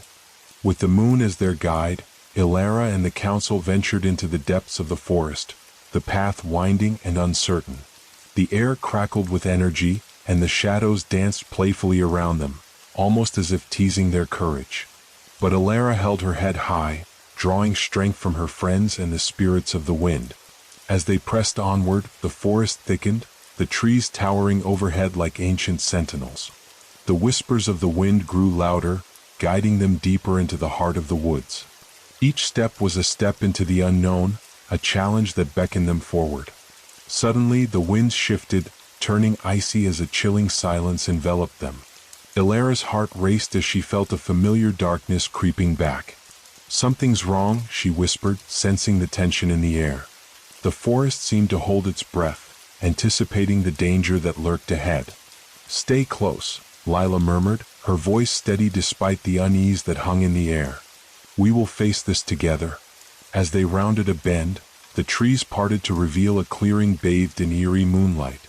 At its center stood a dark altar, pulsating with energy that seemed to draw the very life from the surrounding forest. Shadows writhed around it, and a figure stood silhouetted against the light, a figure Ilara recognized all too well. "Welcome, Ilara," Malachi's voice rang out, smooth and menacing. "You've come to witness the rebirth of the storm." The council gasped, and Ilara felt her heart drop. "What have you done?" she demanded, stepping forward, her voice trembling but resolute. "This darkness will not claim us again." Malachi chuckled, the sound echoing ominously through the clearing. "You underestimate the power of the storm. I have called forth the spirits of chaos, and soon they will serve me. You're too late to stop this." With a flick of his wrist, the shadows surged toward them, dark tendrils reaching out to engulf the council. Ilara felt the wind swirling around her, urging her to fight, to stand firm against the encroaching darkness. "Together," she shouted, her voice breaking through the chaos. "We can push this back." The council rallied around her, forming a barrier of light against the darkness that threatened to swallow them whole. The winds howled in response, a fierce tempest of energy surging forth, intertwining with their magic as they prepared for the ultimate battle against Malachi and the darkness he had summoned. "Let the storm rise," Ilara declared, her heart alight with determination. The winds were with them, and this time they would not back down. Together, they would face the darkness and reclaim the light that belonged to their world. The winds spiraled around Ilara and her companions, glowing with an ethereal light that illuminated the dark clearing. Malachi sneered, his gaze seething with hatred as he raised his arms, summoning a torrent of shadow that clashed against the radiant wall they had formed. "Your feeble resistance will crumble," he shouted, his voice reverberating through the night.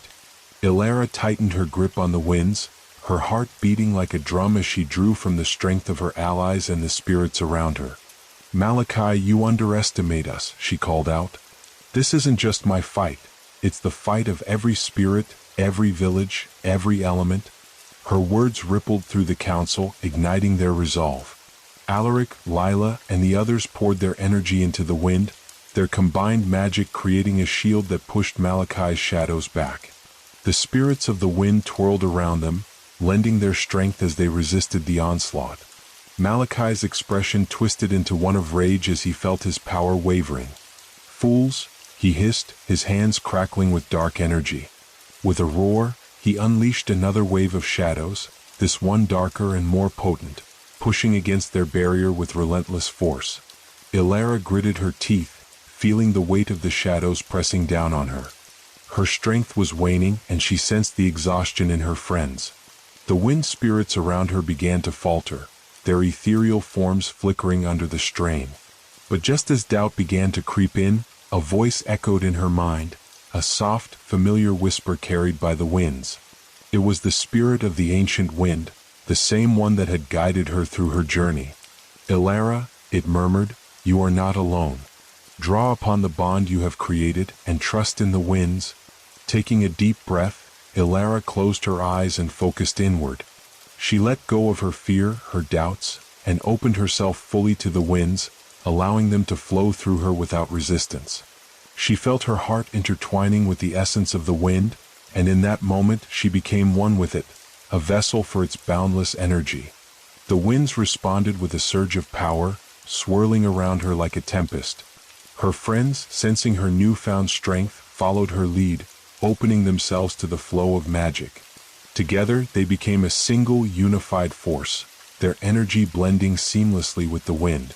Elara opened her eyes, now glowing with the light of the storm. She raised her hand, and the winds erupted outward in a blinding burst of energy that shattered Malachi's shadowy tendrils. The darkness receded, retreating like smoke in the face of the light.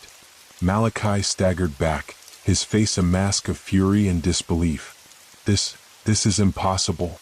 Elara took a step forward, her voice resonating with the power of the wind. "It's over, Malachi. Your darkness has no place here. This world belongs to the light, to those who protect and nurture it." With a final, defiant cry, she unleashed the full might of the storm. The wind spiraled into a vortex around Malachi, trapping him within a prison of light. His form flickered and twisted as he struggled, but the strength of their unity held him fast. "Let this be your end," Elara whispered, her voice laced with sorrow and resolve. The vortex intensified, and with a deafening roar, Malachi's form dissolved into the light, his essence scattering like ash in the wind. The clearing fell silent, the shadows lifting as the first rays of dawn broke over the horizon. Elara and her friends stood in the soft morning light, their faces etched with exhaustion and relief. They had done it, they had vanquished the darkness that had threatened their world. Lila placed a hand on Elara's shoulder, a proud smile spreading across her face. "We couldn't have done this without you, Elara. You led us through the storm." Elara felt a swell of gratitude and humility. "No, Lila," she replied softly. "We did this together. Every spirit, every ally, every element united as one. That is our true strength." As they made their way back to the village, Elara felt the wind swirling gently around her, a comforting reminder of the bond she had forged with them. She knew that there would always be challenges ahead, but she also knew that with her friends, her people, and the spirits of the wind by her side, she was ready to face whatever storms the future might hold. And so, with the sun rising over the land, Elara returned home, not just as the last mage of the wind, but as a guardian of peace, a beacon of hope, and a reminder that even in the face of darkness, the light of unity would always prevail.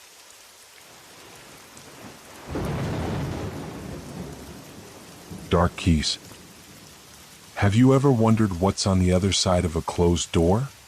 In the quiet town of Ridgewood, hidden among misty hills and ancient trees, there lived a girl named Lila. She had a peculiar talent for finding lost things, a gift she never fully understood. From the time she was a child, she'd discover odd objects tucked away in forgotten places. A coin from a country that didn't exist, a book filled with unreadable symbols, or a broken mirror that showed images that didn't quite match reality.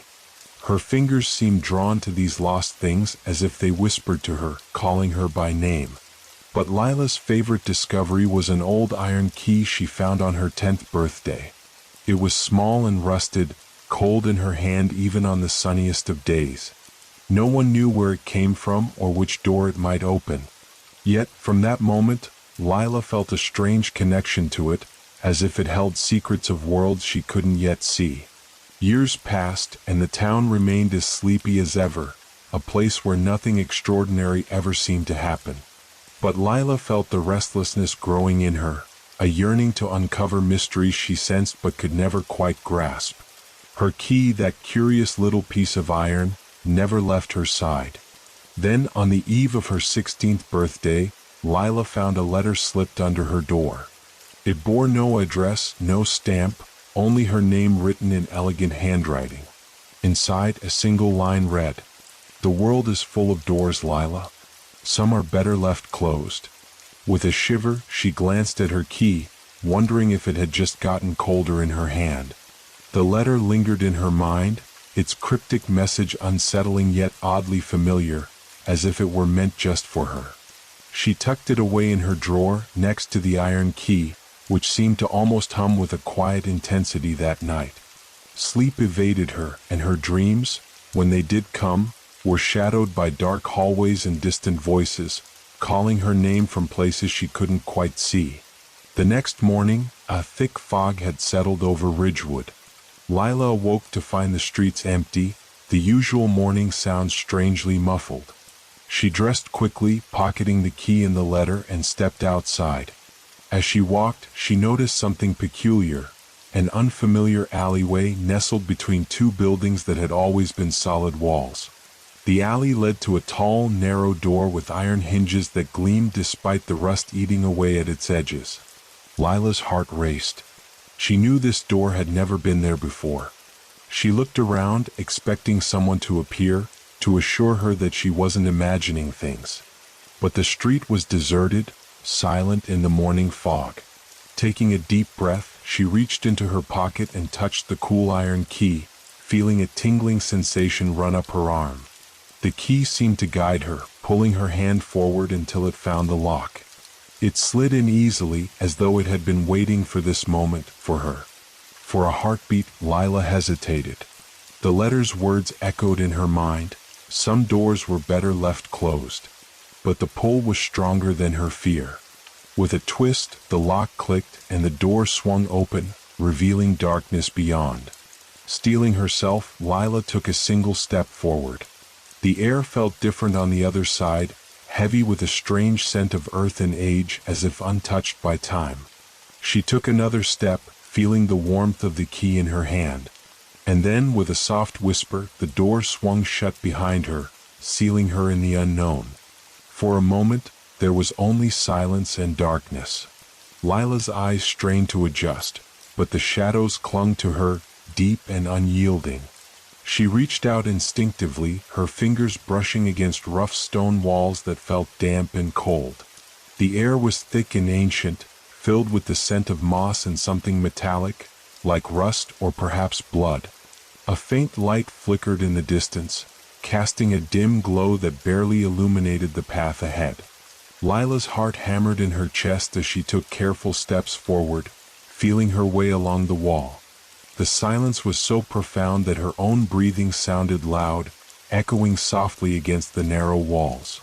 As she moved closer to the light, she noticed strange symbols carved into the stones, intricate patterns that twisted and turned, seeming almost alive in the faint glow. She traced one with her fingers, feeling an odd warmth beneath her touch. She wondered if these symbols held some kind of ancient magic or warning, left by someone, or something, that had come before her. The light grew brighter, revealing an arched doorway at the end of the corridor.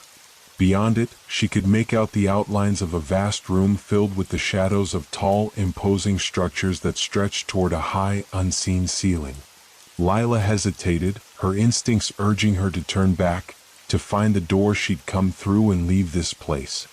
But something deeper, a pull she couldn't explain, urged her forward. She gripped the iron key in her hand, feeling its reassuring weight, and stepped through the archway. The room was immense, larger than any she had ever seen, lined with rows of doors that covered the walls from floor to ceiling. Each door was unique, some adorned with jewels, others plain and wooden, some massive and foreboding, others small enough to crawl through. And at the center of the room, standing beside a single open door, was a figure cloaked in shadow. Lila, the figure called softly, the voice a whisper that echoed through the vast chamber. It knew her name. Lila's breath caught. The figure moved gracefully, its form shrouded in a dark, flowing cloak that seemed to shift and blend with the shadows around it. She couldn't make out a face, only the glint of eyes watching her intently, as if studying her every reaction. Who are you?" she managed to ask, her voice barely more than a whisper. The figure tilted its head slightly, and she felt an odd mix of familiarity and foreboding. "I am a guide, a keeper of doors and paths," it replied, the voice both soothing and unsettling. "But you may call me the Watcher." The name rolled through the chamber as if it carried weight beyond mere sound. Lila swallowed, her fingers tightening around the iron key. "Why am I here? I didn't ask to be, wherever this is." The Watcher extended an arm toward one of the doors nearby, a tall one with an intricate pattern of stars carved into the wood. "These are the doors to realms unknown, to worlds that lie beyond your own. Each key opens a path, each path leads to a different reality." It turned back to her, eyes gleaming with a hidden knowledge. "You, Lila, have been called to be a guardian of these boundaries." Lila shook her head, struggling to understand. "A guardian? But I don't even know what any of this means." "You will learn," the Watcher assured her, a trace of kindness in the shadows of its face. "But you must be careful. For there are others who seek to destroy the boundaries, to let the worlds bleed into one another." Its voice dropped, growing somber. "And if they succeed, there will be chaos beyond imagination." Lila's heart pounded as she looked at the countless doors surrounding them. She couldn't fathom the vastness of it all, the responsibility the Watcher spoke of. But deep down, she felt the truth of its words settling over her, as heavy as the key in her hand. Lila's mind spun, overwhelmed by the enormity of what she had just heard. The Watcher's words echoed in her thoughts. Guardian, boundaries, chaos. It sounded like something out of a story, a strange and ancient tale. And yet, standing in this endless hall of doors, it felt very real. "So, what am I supposed to do?" she asked, her voice small but steady. The Watcher turned, its gaze sweeping over the doors. "Each door has a key, and each key chooses a keeper. You have been chosen by one key, but there are others."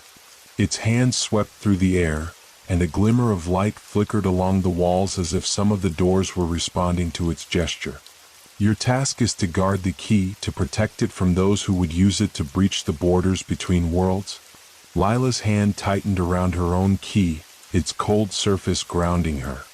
"And what happens if someone does manage to cross? If they open the wrong door?" The Watcher's gaze darkened, shadows deepening around its face. "If even one boundary falls, the worlds will collide. The line between realms will blur, and all things, dreams and nightmares alike, will spill over into each other. Magic would become unbridled, bending to no rules, no reason. It would destroy everything." A chill ran through her as she considered the consequences, the vastness of what was at stake. But then another question surfaced, one that had nagged at her since she'd found the door that morning. "Why me?" she whispered, almost to herself. I'm nobody." The Watcher's voice softened. "You have a gift, Lila, a gift for finding things that do not wish to be found. The key chose you because you have the heart of a seeker. And that heart is what will protect you on this journey." The words struck a chord within her, stirring a spark of courage she didn't know she had. She looked up, meeting the Watcher's gaze with newfound resolve. "Then tell me what I need to do." The Watcher nodded approvingly. "First you must learn to listen. Each key has a voice, it will guide you. And when the time comes, you will face those who seek to open doors that should remain shut." It gestured toward the iron key in her hand. "Trust in your key and in yourself. This is only the beginning." With that, the Watcher stepped back, fading into the shadows as if melting into the walls themselves. The last thing Lila saw was the gleam of its eyes, watching her with a strange mixture of expectation and hope. And then she was alone in the vast hall, surrounded by doors that seemed to whisper her name. Lila stood alone in the hall of doors, her fingers tight around the iron key as the Watcher's words echoed in her mind. "Each key has a voice, it will guide you."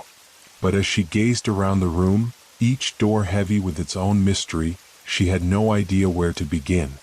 The doors loomed, each promising secrets and dangers she couldn't yet understand. She approached one of the smaller doors, just big enough for her to crouch through, and placed her hand on its rough wooden surface. It was cool to the touch, with strange markings carved into it that felt familiar, almost like a memory just out of reach. The key in her hand grew warm, its weight almost comforting now, a reminder that she wasn't alone in this strange place. As she knelt in front of the door, the iron key pulsed gently as if responding to her touch. She could feel it, something like a heartbeat, slow and steady. Closing her eyes, she focused on the rhythm, letting it guide her thoughts. Slowly, images began to form behind her closed lids. A city bathed in moonlight, its streets empty and silent, the soft rustle of leaves in a forest, and a towering figure standing just out of reach, holding a key that glimmered like silver starlight. When she opened her eyes, she found her hand trembling. It was as if the key had shown her glimpses of a place she was meant to find, but it was more than a place. It was a feeling, a memory of belonging, a pull toward something she couldn't yet name. Taking a deep breath, Lila fit the iron key into the small door's lock and turned it gently. With a soft click, the door swung open, revealing a shimmering path that seemed to float above a vast, dark landscape.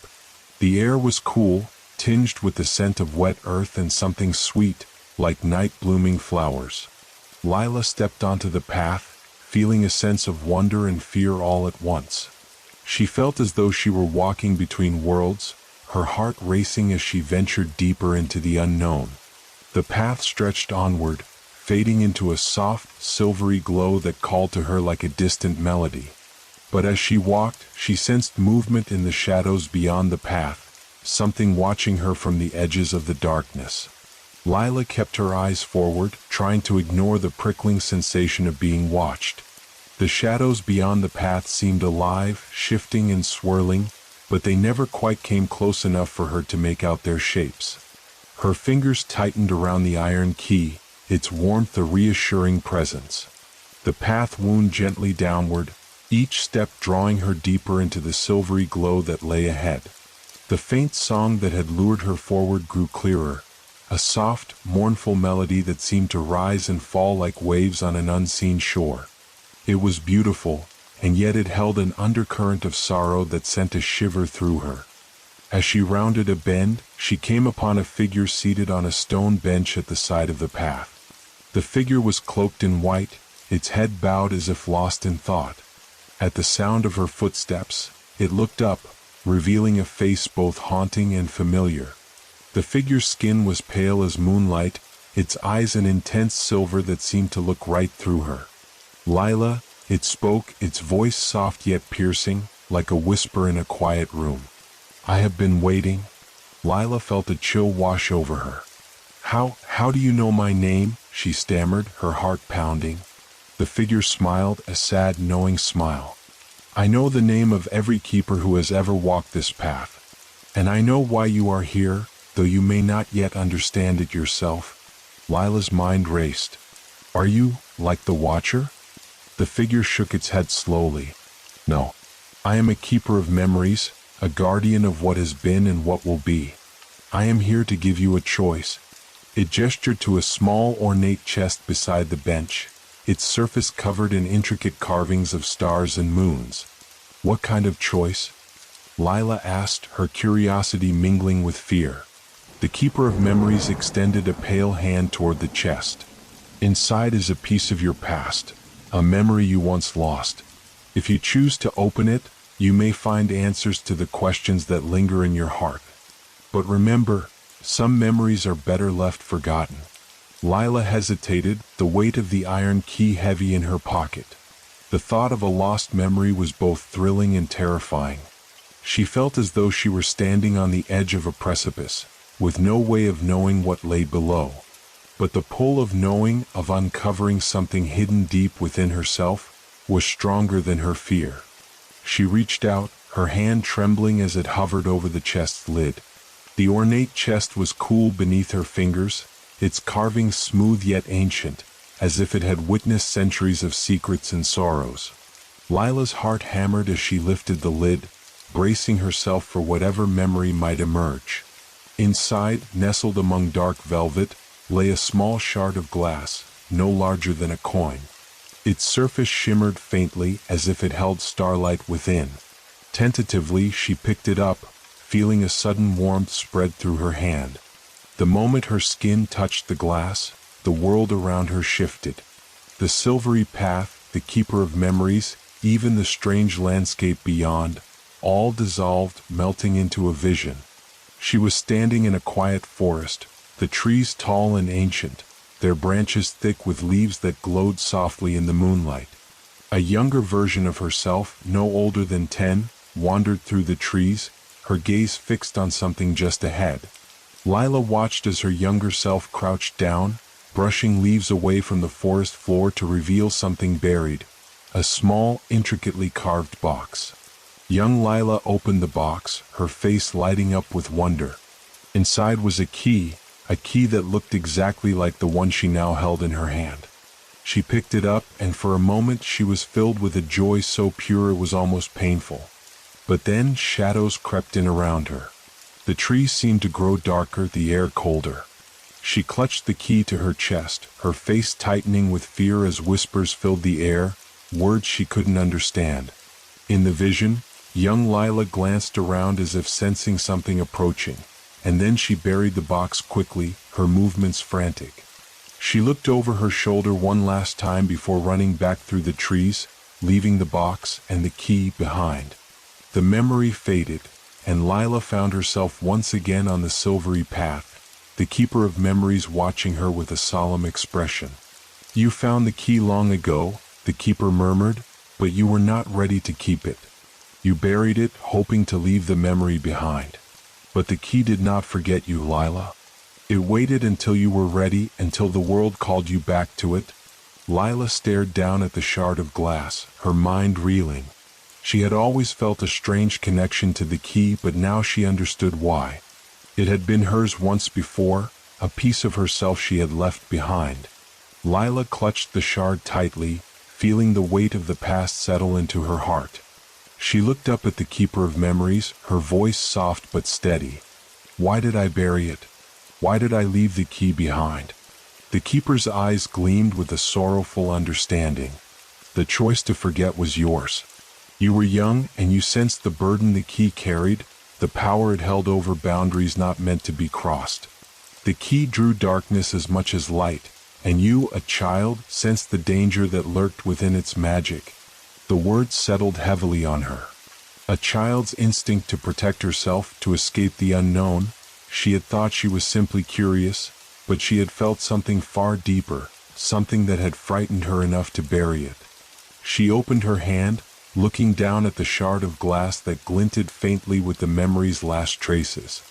"But why remember now?" she asked, almost to herself. "If I let it go once, why bring it back?" The keeper's gaze was gentle.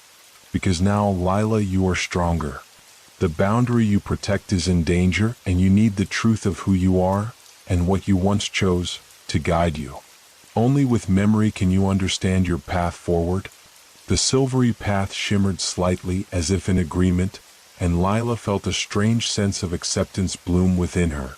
The fear of the unknown was still there, yes, but now she felt something else. The certainty that she was meant to be here, that this was more than coincidence or chance. "Will I remember more?" she asked, almost nervously, realizing how much she didn't know about herself or the key she carried.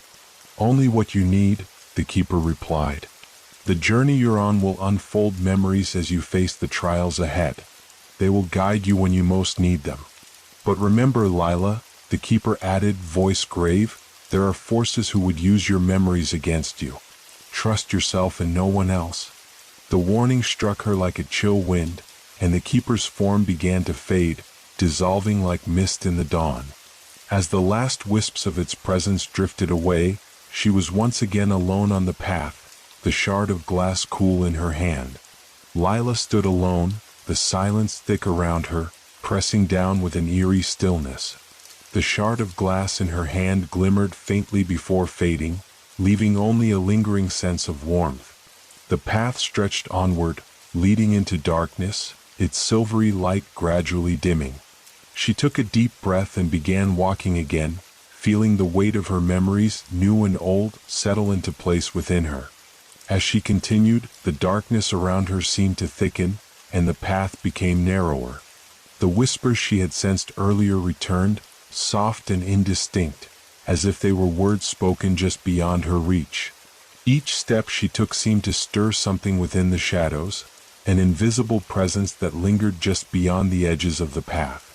Her fingers found the key in her pocket, and she clutched it tightly, drawing strength from its familiar shape. The words of the Keeper of Memories echoed in her mind, "Trust yourself and no one else." The warning felt more real now, as if the shadows themselves were testing her resolve. The path eventually opened into a vast clearing, where a single massive door stood in the center, its surface etched with symbols that shimmered like stardust. This door was different from any she had seen before, taller, more imposing, as though it guarded something powerful, something meant to remain hidden. As she approached, the key in her hand grew warmer, a soft pulse that quickened her heartbeat.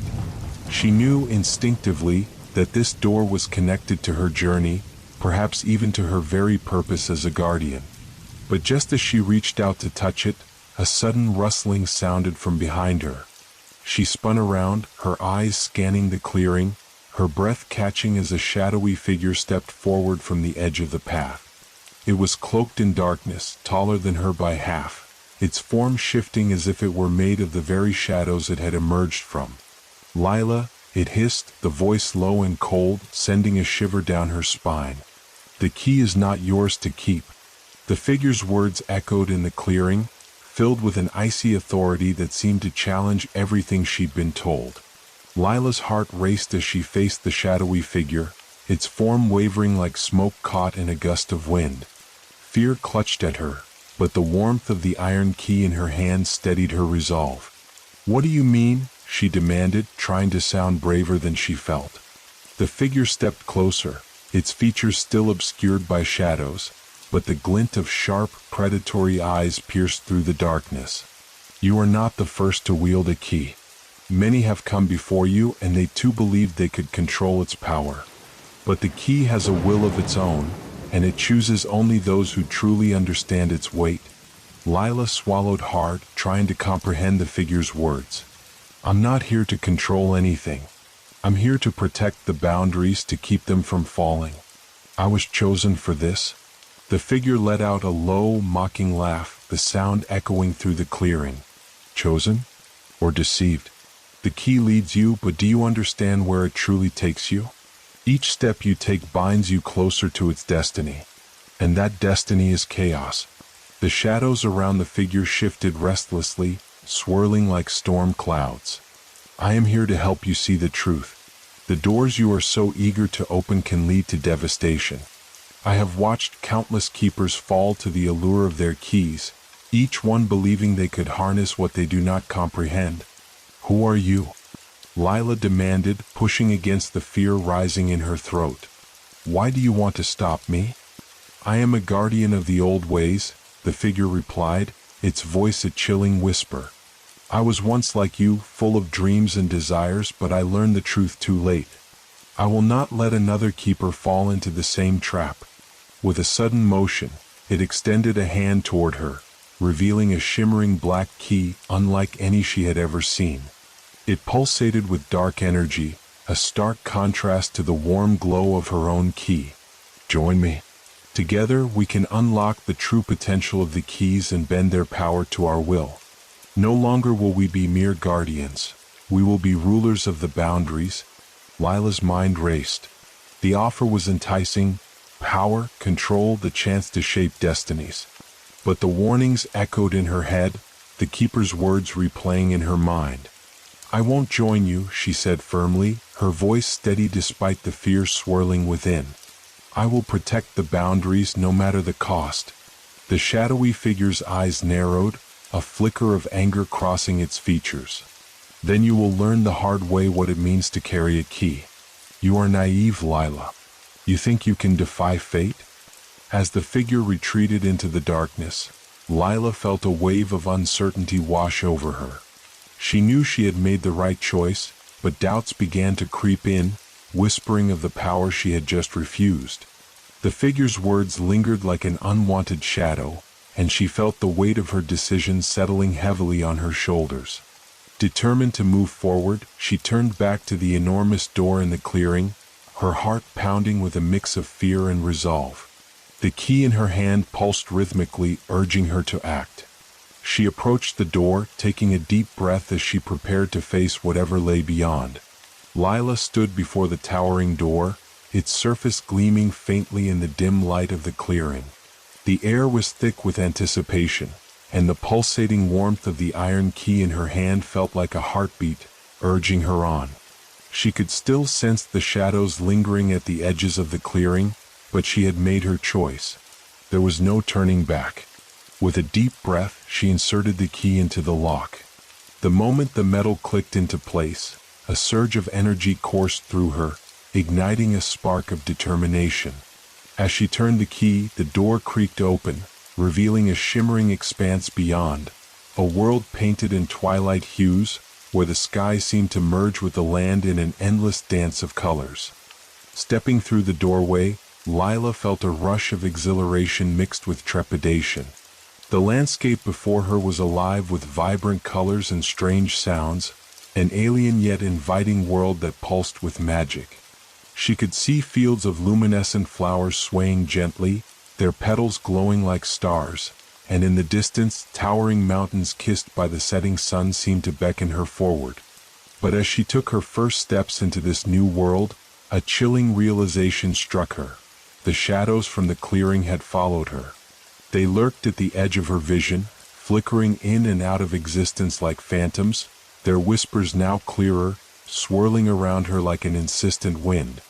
"Lila," they hissed, their voices a sinister melody. "You cannot escape your fate. The key binds you to us whether you acknowledge it or not." Lila clenched her fists, pushing the fear down. "I won't let you control me.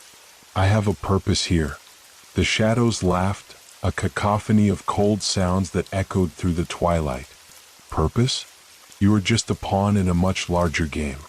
The keys you seek will lead you to ruin, and you will regret your defiance." Ignoring their taunts, Lila focused on the world around her. She needed to gather her thoughts to find the next step in her journey. Ahead, a path wound through the glowing fields, leading toward the mountains that loomed larger with each step. If she could reach the summit, perhaps she would gain clarity, an understanding of her true purpose and the nature of the keys. As she walked, the landscape shifted, revealing strange creatures darting through the foliage, ethereal beings with wings that glimmered like jewels in the fading light. They watched her with curious eyes, unafraid of the shadows that seemed to haunt her. For a moment, Lila felt a flicker of hope. These beings were a reminder that beauty still existed, even in the face of darkness. But the shadows weren't finished. They surged closer, their voices rising to a fevered pitch, trying to drown out her thoughts. "You are not safe here. You are marked, and we will not rest until you surrender to your fate." With determination hardening in her chest, Lila pressed on. The key was more than a tool. It was a part of her, and she would wield it with purpose. She wouldn't let fear dictate her path. Each step was a defiance against the shadows, and with every heartbeat, she felt a surge of power grow within her. As she climbed higher into the mountains, the air grew thinner, filled with the scent of wild herbs and blooming night flowers. The path twisted sharply, and soon she found herself standing at the edge of a vast cliff, overlooking a breathtaking valley illuminated by the silver light of the moon. It was beautiful, a world untouched by darkness, a world she felt connected to in a way she couldn't explain. And there, on a rocky outcrop before her, she saw another door, smaller, yet adorned with intricate carvings that mirrored the designs on her key. It glimmered with an inviting light, a promise of secrets yet to be uncovered. Lila's heart raced. This was what she had come for. But as she turned to approach it, the shadows surged, growing bolder and darker, swirling into a tempest at the edge of the cliff. "You cannot escape us," they cried, their voices mingling into a single horrifying sound. "You are ours, Lila. You will pay for your defiance. The ground trembled beneath her, and she felt the weight of their threat pressing down, but she refused to let fear take hold. With a fierce cry, she raised the iron key, its warmth flooding her with courage. I will not be yours. I choose my path. With that declaration, she sprinted toward the door, the shadows clawing at her heels. She felt the key pulsing, urging her on, and with one final leap, she reached the door and thrust the key into the lock. As the key turned, a blinding light exploded from the door, consuming the shadows and pushing them back into the darkness. Lila stepped through the threshold, ready to confront whatever awaited her beyond, the light washing over her like a shield against the darkness she had defied. As Lila crossed the threshold of the door, she was enveloped in a brilliant light that momentarily blinded her. She squeezed her eyes shut, feeling the warmth of the light seep into her very bones, a stark contrast to the cold grasp of the shadows that had pursued her. When she finally opened her eyes, she found herself standing in a vast chamber, its walls shimmering with the same intricate carvings that adorned her key. The room was alive with a soft glow, illuminated by crystals hanging from the ceiling like stars captured in glass. Each crystal pulsed gently, bathing the chamber in an ethereal light that felt both soothing and invigorating. Lila took a cautious step forward, her heart racing as she took in her surroundings. In the center of the chamber stood a pedestal, and upon it lay another key, this one glimmering with a rich blue hue, swirling with colors that danced like water in sunlight. The sight of it sent a jolt of recognition through her. It was beautiful, a key that seemed to resonate with the very essence of the realm around her. As she approached the pedestal, the air shimmered with energy, and she felt the weight of the moment settle upon her. This was no ordinary key, it was a key of wisdom, a vessel of knowledge that promised to reveal truths hidden from her. She reached out, her fingers brushing the cool surface of the key, and at that moment, a voice echoed through the chamber, soft yet powerful, ancient yet familiar.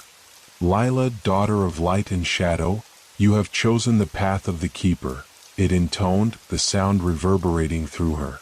You stand at the crossroads of fate, where choices intertwine and destinies are forged. The key you seek holds the power to unlock memories long forgotten, truths that can guide you in the darkness.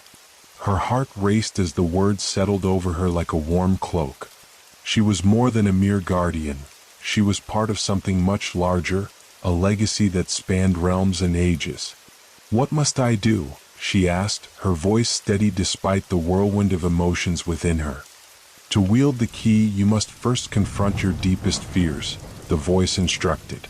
Only then can you access the knowledge it holds. The shadows you fled are not merely adversaries.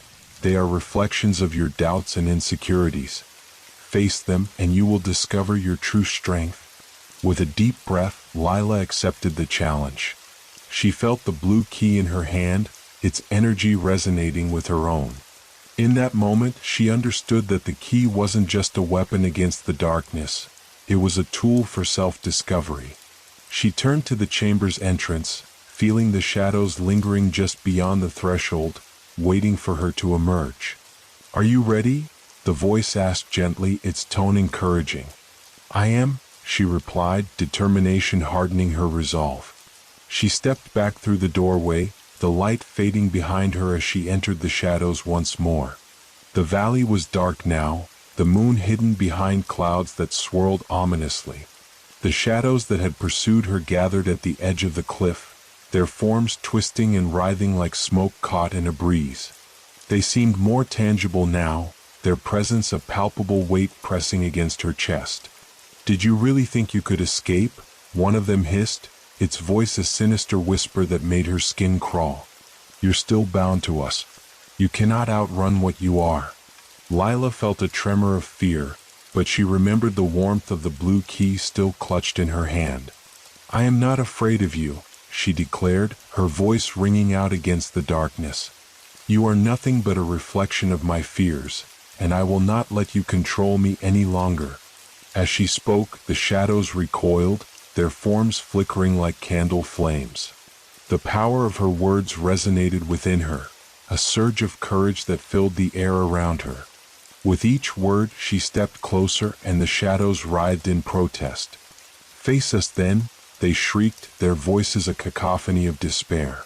"Show us your strength." And just like that, Lila found herself in the heart of a storm, memories and visions swirling around her, each one pulling her deeper into the shadows. She saw moments of her past, the times she felt alone, the times she had doubted herself, the failures that had haunted her dreams.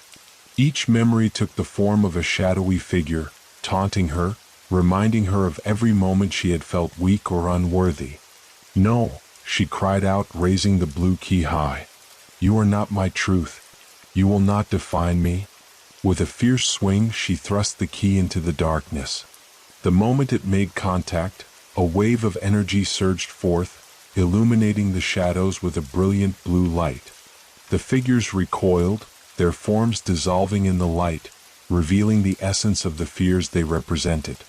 One by one they faded, each shadow dispersing like mist in the morning sun, until only the cold, dark emptiness remained. Lila stood at the edge of the cliff, breathing heavily, her heart pounding in her chest. She had faced them and emerged stronger. The fear that once gripped her had lost its power, replaced by a fierce determination. But she knew this was only the beginning.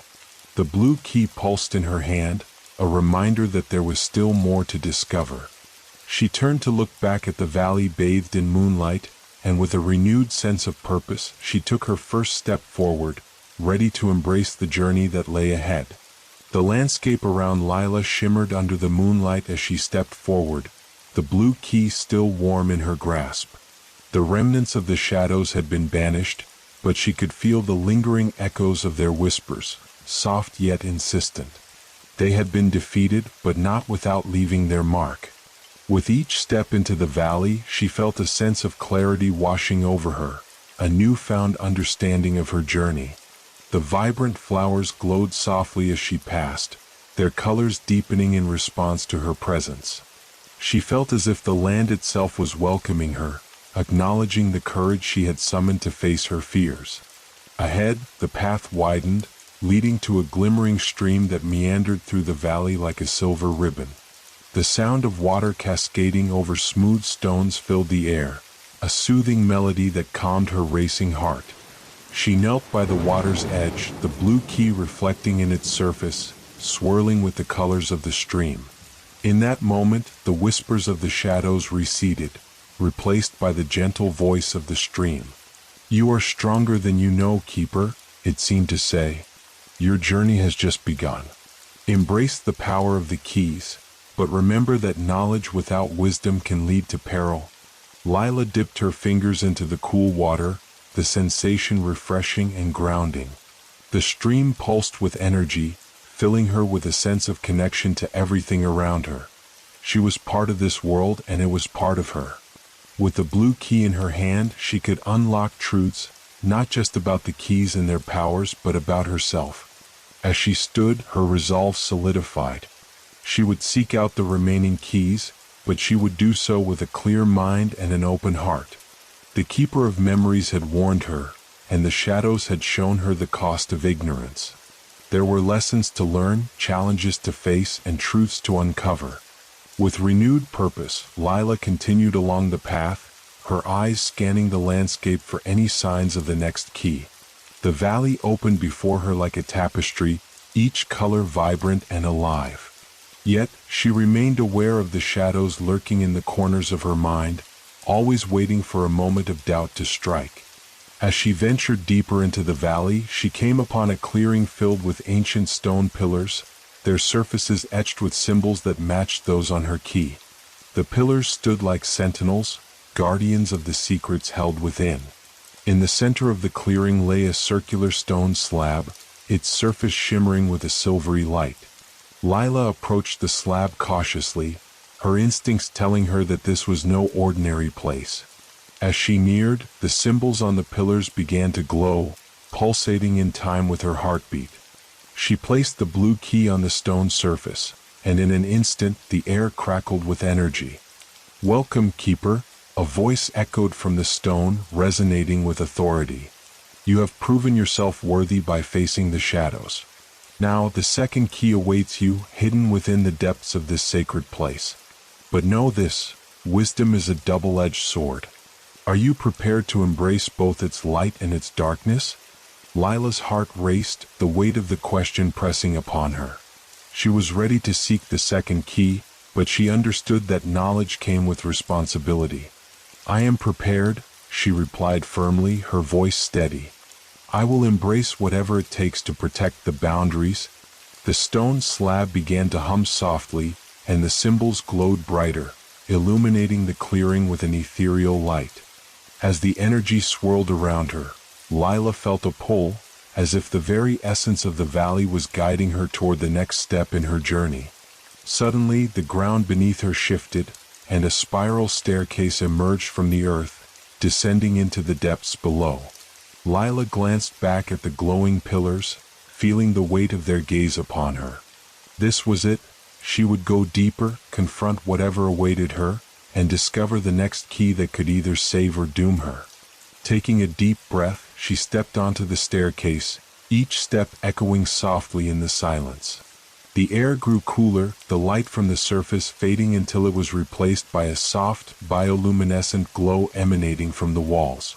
Strange patterns danced before her eyes, mesmerizing and disorienting all at once. As she descended, she felt a shift in the atmosphere, a palpable tension that made her skin prickle. The deeper she went, the more the whispers of the shadows returned, swirling around her like a storm. You cannot escape your fate, Lila, they murmured, their voices echoing from all directions. You are bound to us, and soon you will understand that the true darkness lies not in us, but in you. She tightened her grip on the blue key, its warmth a reminder of her strength. I am not afraid of you, she shouted into the darkness, her voice cutting through the whispers. I will face whatever lies ahead. I am the keeper of the keys. With renewed determination, Lila pressed on, her heart steady and her resolve unyielding. She would uncover the secrets hidden within these depths, face the truths that awaited her, and emerge stronger than before. The shadows could not claim her. She was not a pawn in their game. She was the keeper, and this was only the beginning. The spiral staircase wound down into the darkness, each step echoing with the promise of hidden truths and unforeseen dangers. The bioluminescent glow illuminated the walls with an otherworldly light, revealing ancient carvings that told stories of heroes and battles, of light triumphing over darkness. As Lila descended, she felt the weight of the history surrounding her, an echo of the many keepers who had come before her. At the bottom of the staircase, she emerged into a vast cavern, its ceiling lost in shadows that swallowed the light. The air was thick with anticipation, a heavy silence that buzzed in her ears. Lila took a moment to adjust, letting her eyes scan the space. The cavern opened wide, revealing a landscape of glimmering crystals jutting from the ground like the teeth of a great beast. In the center of the cavern, a pedestal stood, carved from a single piece of obsidian, reflecting the faint glow around it. Lila's heart raced as she approached the pedestal. Atop it lay a second key. This one appeared to be crafted from a dark stone, its surface engraved with intricate symbols that pulsed softly in response to her presence. The moment she stepped closer, she felt an overwhelming force emanating from it, a gravitational pull that was impossible to resist. It beckoned her, whispering promises of knowledge and power. As she reached out to take the key, the shadows that had followed her coalesced into a swirling mass, taking on a more defined form. They materialized into figures, faceless, cloaked in darkness, yet exuding an air of authority. You seek the second key, one of them spoke, its voice low and echoing, reverberating through the cavern like distant thunder. But do you understand what it represents? Lila stood her ground, gripping the blue key tightly. I understand that it is a part of my journey. I am the keeper, and I will take it. The shadows laughed, a sound like wind rustling through dry leaves. You misunderstand. This key will unlock not only knowledge but also your deepest fears and regrets. To wield it is to confront the very essence of who you are. Are you prepared for such a revelation? For a moment, doubt crept into Lila's heart. The shadows were right.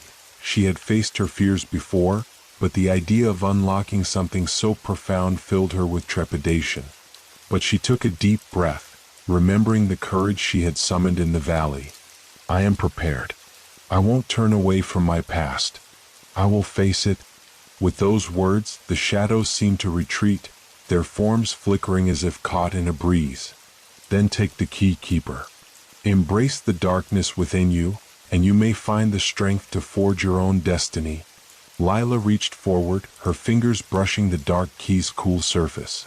The moment she touched it, a rush of energy surged through her, vibrant and chaotic, filling her with a sense of both dread and exhilaration. Images flooded her mind, memories she had long buried, moments of vulnerability and pain, flashes of anger and sorrow that painted a tapestry of her life. Each memory tugged at her heart, and she felt the weight of her past pressing down on her like a heavy shroud. Suddenly, the cavern transformed around her, the walls warping and bending as her memories manifested into vivid scenes.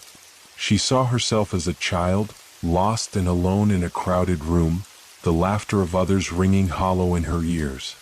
She saw the moments of doubt that followed her throughout her life, the stares of judgment, the whispers of inadequacy that had haunted her.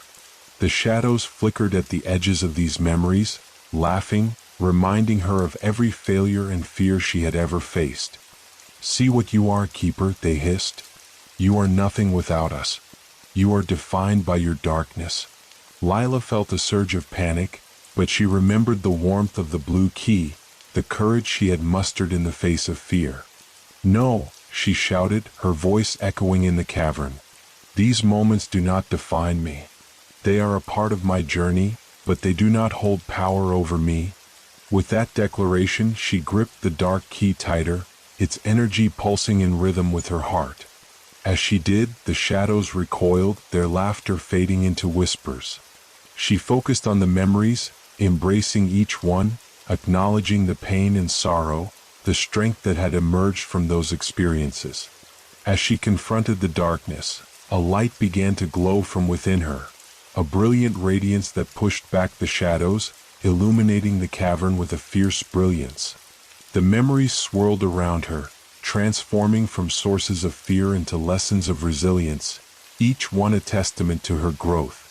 Embrace who you are, Keeper, the shadows murmured, their forms dimming in the face of her light. You are more than your fears. You are a beacon of hope. With a final surge of power, Lila unleashed the energy of the dark key, releasing it into the cavern. The shadows dissipated, consumed by the light she had summoned. In their place, the crystal formations glowed brightly, reflecting her light in a dazzling display. Panting, Lila stood tall, the dark key still clutched in her hand.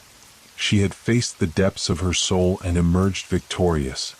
She was not just a keeper, she was a warrior, a force of light against the encroaching darkness. As the echoes of the cavern faded into silence, she took a moment to gather herself. She felt lighter, as if a great weight had been lifted from her shoulders. The shadows no longer held power over her. She had unlocked not only the key but also the potential within herself. With renewed determination, Lila turned toward the pedestal, the blue key still glowing softly beside the dark key. She knew that her journey was far from over, that more challenges lay ahead. But she felt ready, armed with knowledge, courage, and the strength of her experiences. Let's see what the next key reveals, she murmured to herself, a smile creeping onto her face.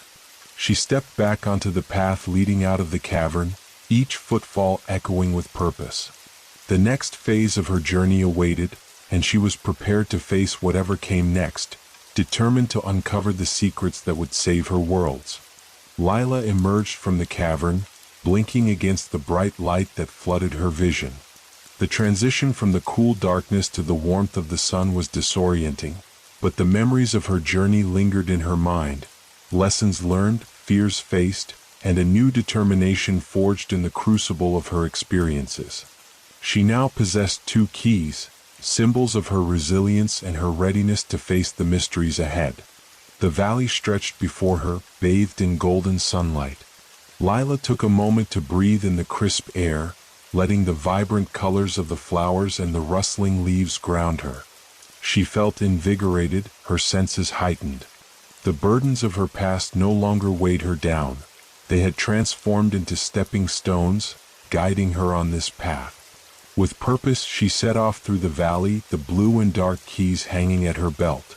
The landscape was alive with sounds, the gentle babbling of the stream, the songs of birds flitting through the trees, and the rustling of leaves in the breeze. Yet, a nagging sensation lingered at the back of her mind. The shadows may have receded, but she knew they were not gone. They would return, driven by their desire to claim her. As she walked, her thoughts drifted to the keeper of memories warning about knowledge without wisdom. She had unlocked powerful truths, but she also needed to harness them with care. The idea of wielding the keys filled her with both excitement and trepidation. What more would she discover? What truths lay in wait? Eventually, Lila reached the edge of the valley, where the lush greenery met the stark outline of a dense forest. The trees loomed tall, their trunks thick and gnarled, casting long shadows across the forest floor. She could feel the air change, the vibrant energy of the valley giving way to a stillness that hung heavily in the trees. Taking a deep breath, she stepped into the forest, the canopy above her filtering the sunlight into dappled patterns on the ground. The atmosphere shifted, and she felt a sense of foreboding. Each step echoed against the silence, and she became acutely aware of the shadows lurking at the edges of her vision. As she delved deeper, the path wound like a serpent through the trees, leading her further into the heart of the forest. The further she walked, the more she felt the weight of the forest's secrets pressing upon her. The trees seemed to whisper in a language she couldn't quite decipher, and she strained to listen, hoping to glean some understanding of the trials that lay ahead. Suddenly, a rustle in the underbrush startled her, and she turned, heart racing. From the shadows emerged a figure, cloaked in dark fabric that shimmered like the night sky. Its face was obscured, but Lila could feel its gaze piercing through the veil of darkness, assessing her with an intensity that sent chills down her spine. "Who are you?" Lila demanded, summoning her courage. She raised the blue key defensively, ready to confront this new threat. The figure chuckled softly, a sound like the rustling of leaves. "I am a messenger keeper, a herald of the trials you must face. The path ahead is fraught with danger, and you will need all your strength and wisdom to navigate it." "What trials?" Lila pressed, her heart pounding. "What must I do?" The figure stepped closer, revealing glimpses of pale skin and sharp features that flickered in and out of the shadows. "You must seek the heart of shadows. It is a key that unlocks the greatest truths of your soul. But beware, the journey to find it will test you in ways you cannot yet fathom." Lila felt a shiver run through her. The heart of shadows, she had heard whispers of it among the legends of the keepers. It was said to be a powerful force, one that could reveal the innermost truths of one's heart, but it could also awaken the deepest fears. "How do I find it?" she asked, her voice steady despite her rising anxiety. "Follow the path that calls to you, and listen to the whispers of the forest," the figure replied cryptically. "Trust in the keys you possess. They will guide you, but be wary of the shadows that seek to distract you from your purpose." With those words, the figure began to dissolve into the shadows, its form flickering like candlelight. "Remember, Keeper," it whispered before vanishing entirely, "the light you carry is your greatest weapon against the darkness." Lila stood alone in the forest, the weight of the messenger's words sinking in. She took a deep breath, centering herself. The heart of shadows was not just a key, it was a trial, a revelation that would challenge everything she thought she knew. She had to trust in her own strength and the power of the keys she now carried. Steeling herself, she continued down the winding path, her senses alert. The whispers of the forest became clearer, a soft hum that guided her deeper into the heart of the woods. The trees closed in around her, their trunks towering like ancient sentinels, and the air grew thick with a sense of magic and mystery. As she walked, she felt the presence of the shadows again, creeping at the edges of her awareness. They were patient, biding their time as they watched her every move. But Lila pushed through the unease, focusing on the path ahead and the promise of the heart of shadows. Suddenly, the forest opened up into a glade bathed in silvery light. At its center stood a massive tree, its trunk wide and gnarled, roots twisting deep into the earth. The branches stretched high above, forming a natural canopy that filtered the light into delicate patterns on the ground. In the center of the glade, a pool of water shimmered, its surface smooth and reflective like glass. Lila approached cautiously, feeling a strange pull toward it. This must be the heart, the source of the shadows she had come to confront. As she knelt by the water's edge, she gazed into its depths and the surface began to ripple. Images flickered before her eyes, fragments of memories, of choices made and paths taken. The reflections were both familiar and foreign, stirring emotions within her that she had long buried. "Show me the truth," she whispered, her heart racing as she leaned closer. The pool began to swirl, and the shadows around her thickened, creeping closer, enveloping her in darkness. The water surged, and Lila found herself pulled into a vision, her surroundings dissolving into a tempest of swirling colors and emotions. She was no longer in the glade. She was standing in the midst of her own memories, the very shadows that had haunted her life now materializing around her. Here in this place she would confront the heart of her fears. And here she would discover the power of the third key. The world around Lila transformed, the glade fading into a chaotic swirl of colors and shapes. She found herself standing in a vast, shadowy realm, where the boundaries of reality blurred and twisted like smoke. Echoes of her past surrounded her, whispers of laughter, cries of despair, moments that defined her very existence. Each sound sent ripples through the fabric of the air, resonating deep within her. "Welcome, Keeper," a voice boomed, reverberating through the shadows. It was neither comforting nor threatening. Instead, it held a depth that resonated with the core of her being. "You have entered the heart of shadows, where your innermost truths and fears converge." Lila felt a chill run down her spine. "Show yourself," she demanded, trying to project confidence despite the growing unease that bubbled beneath her resolve.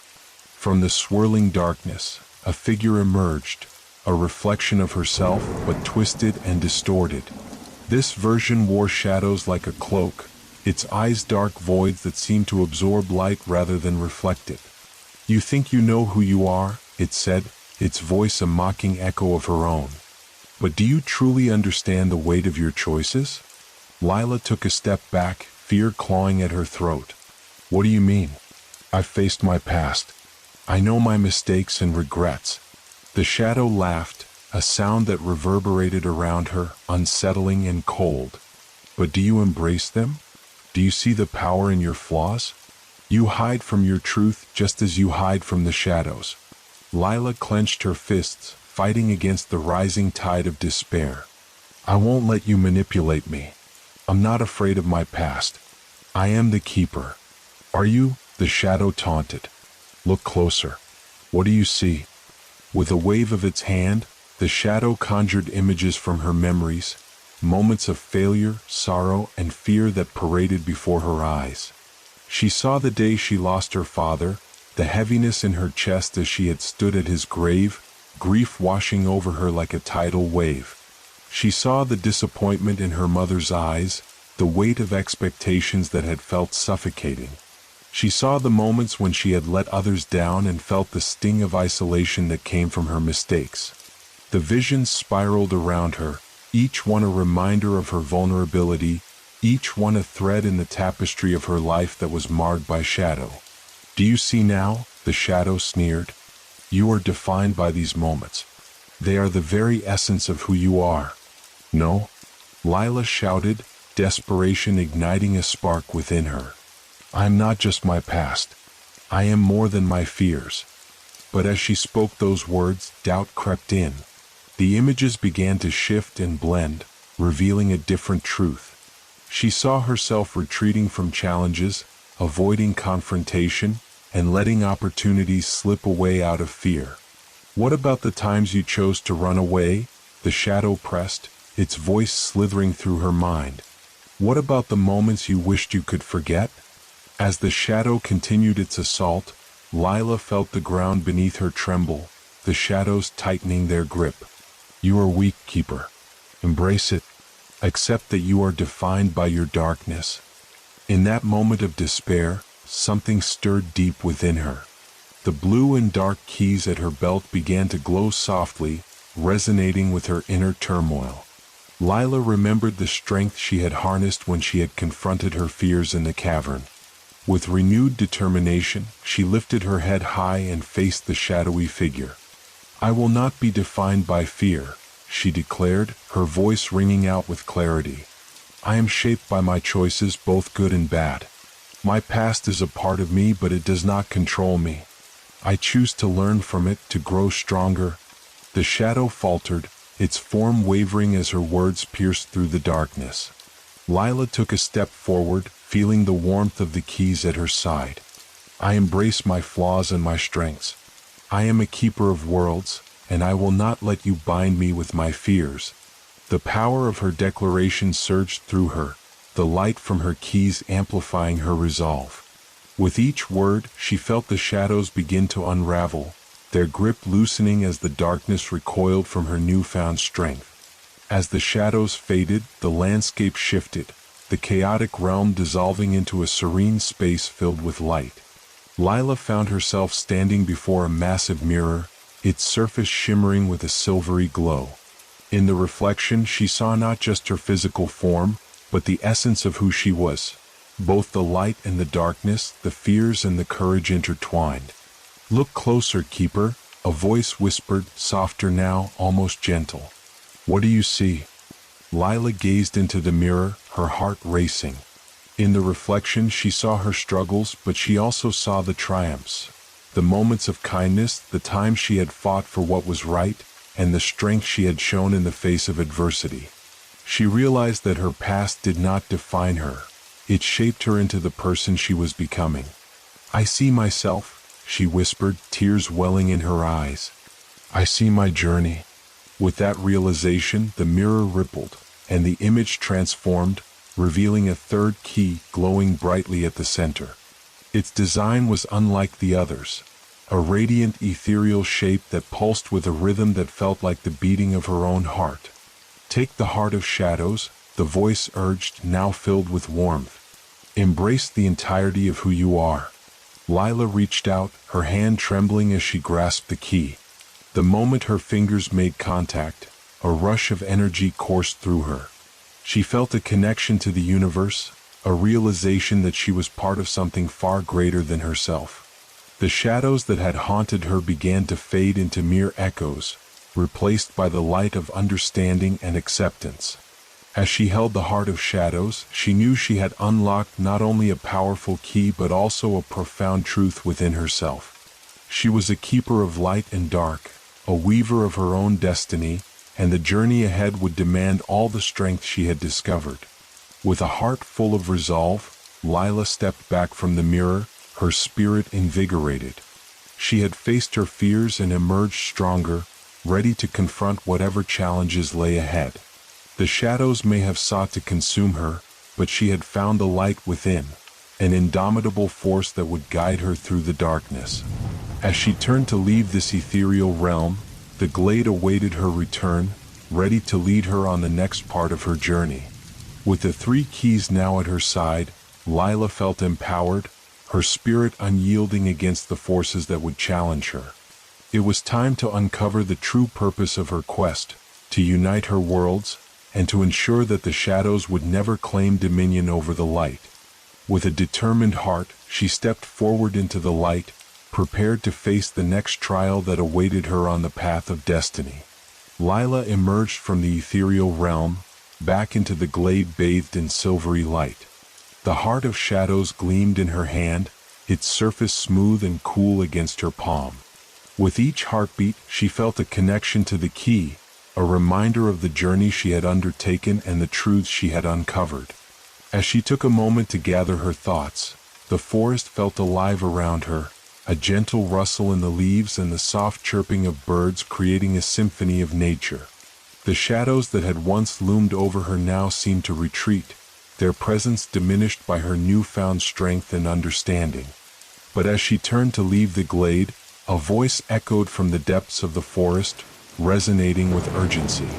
"Lila, keeper of keys." It was the figure from before, the dark-cloaked messenger who had guided her to the glade. "You must hurry.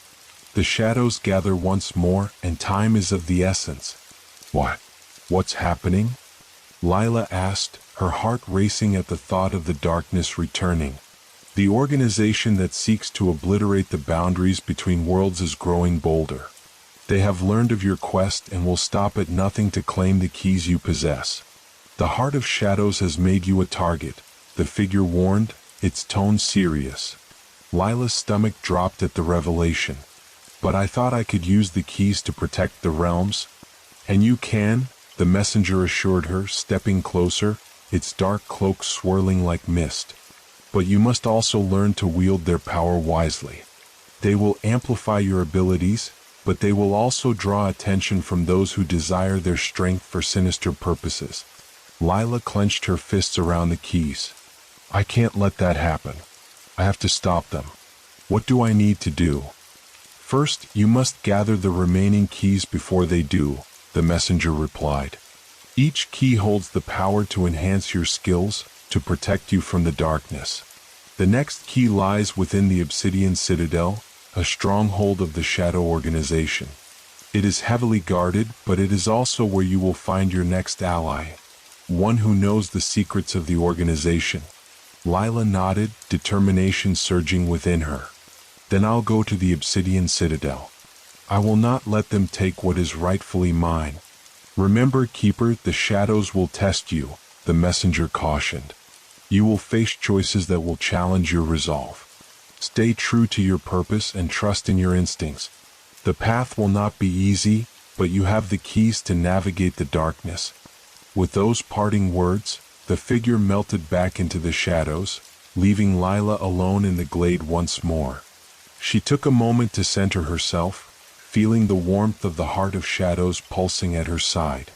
With the knowledge of what lay ahead, she knew she could not hesitate.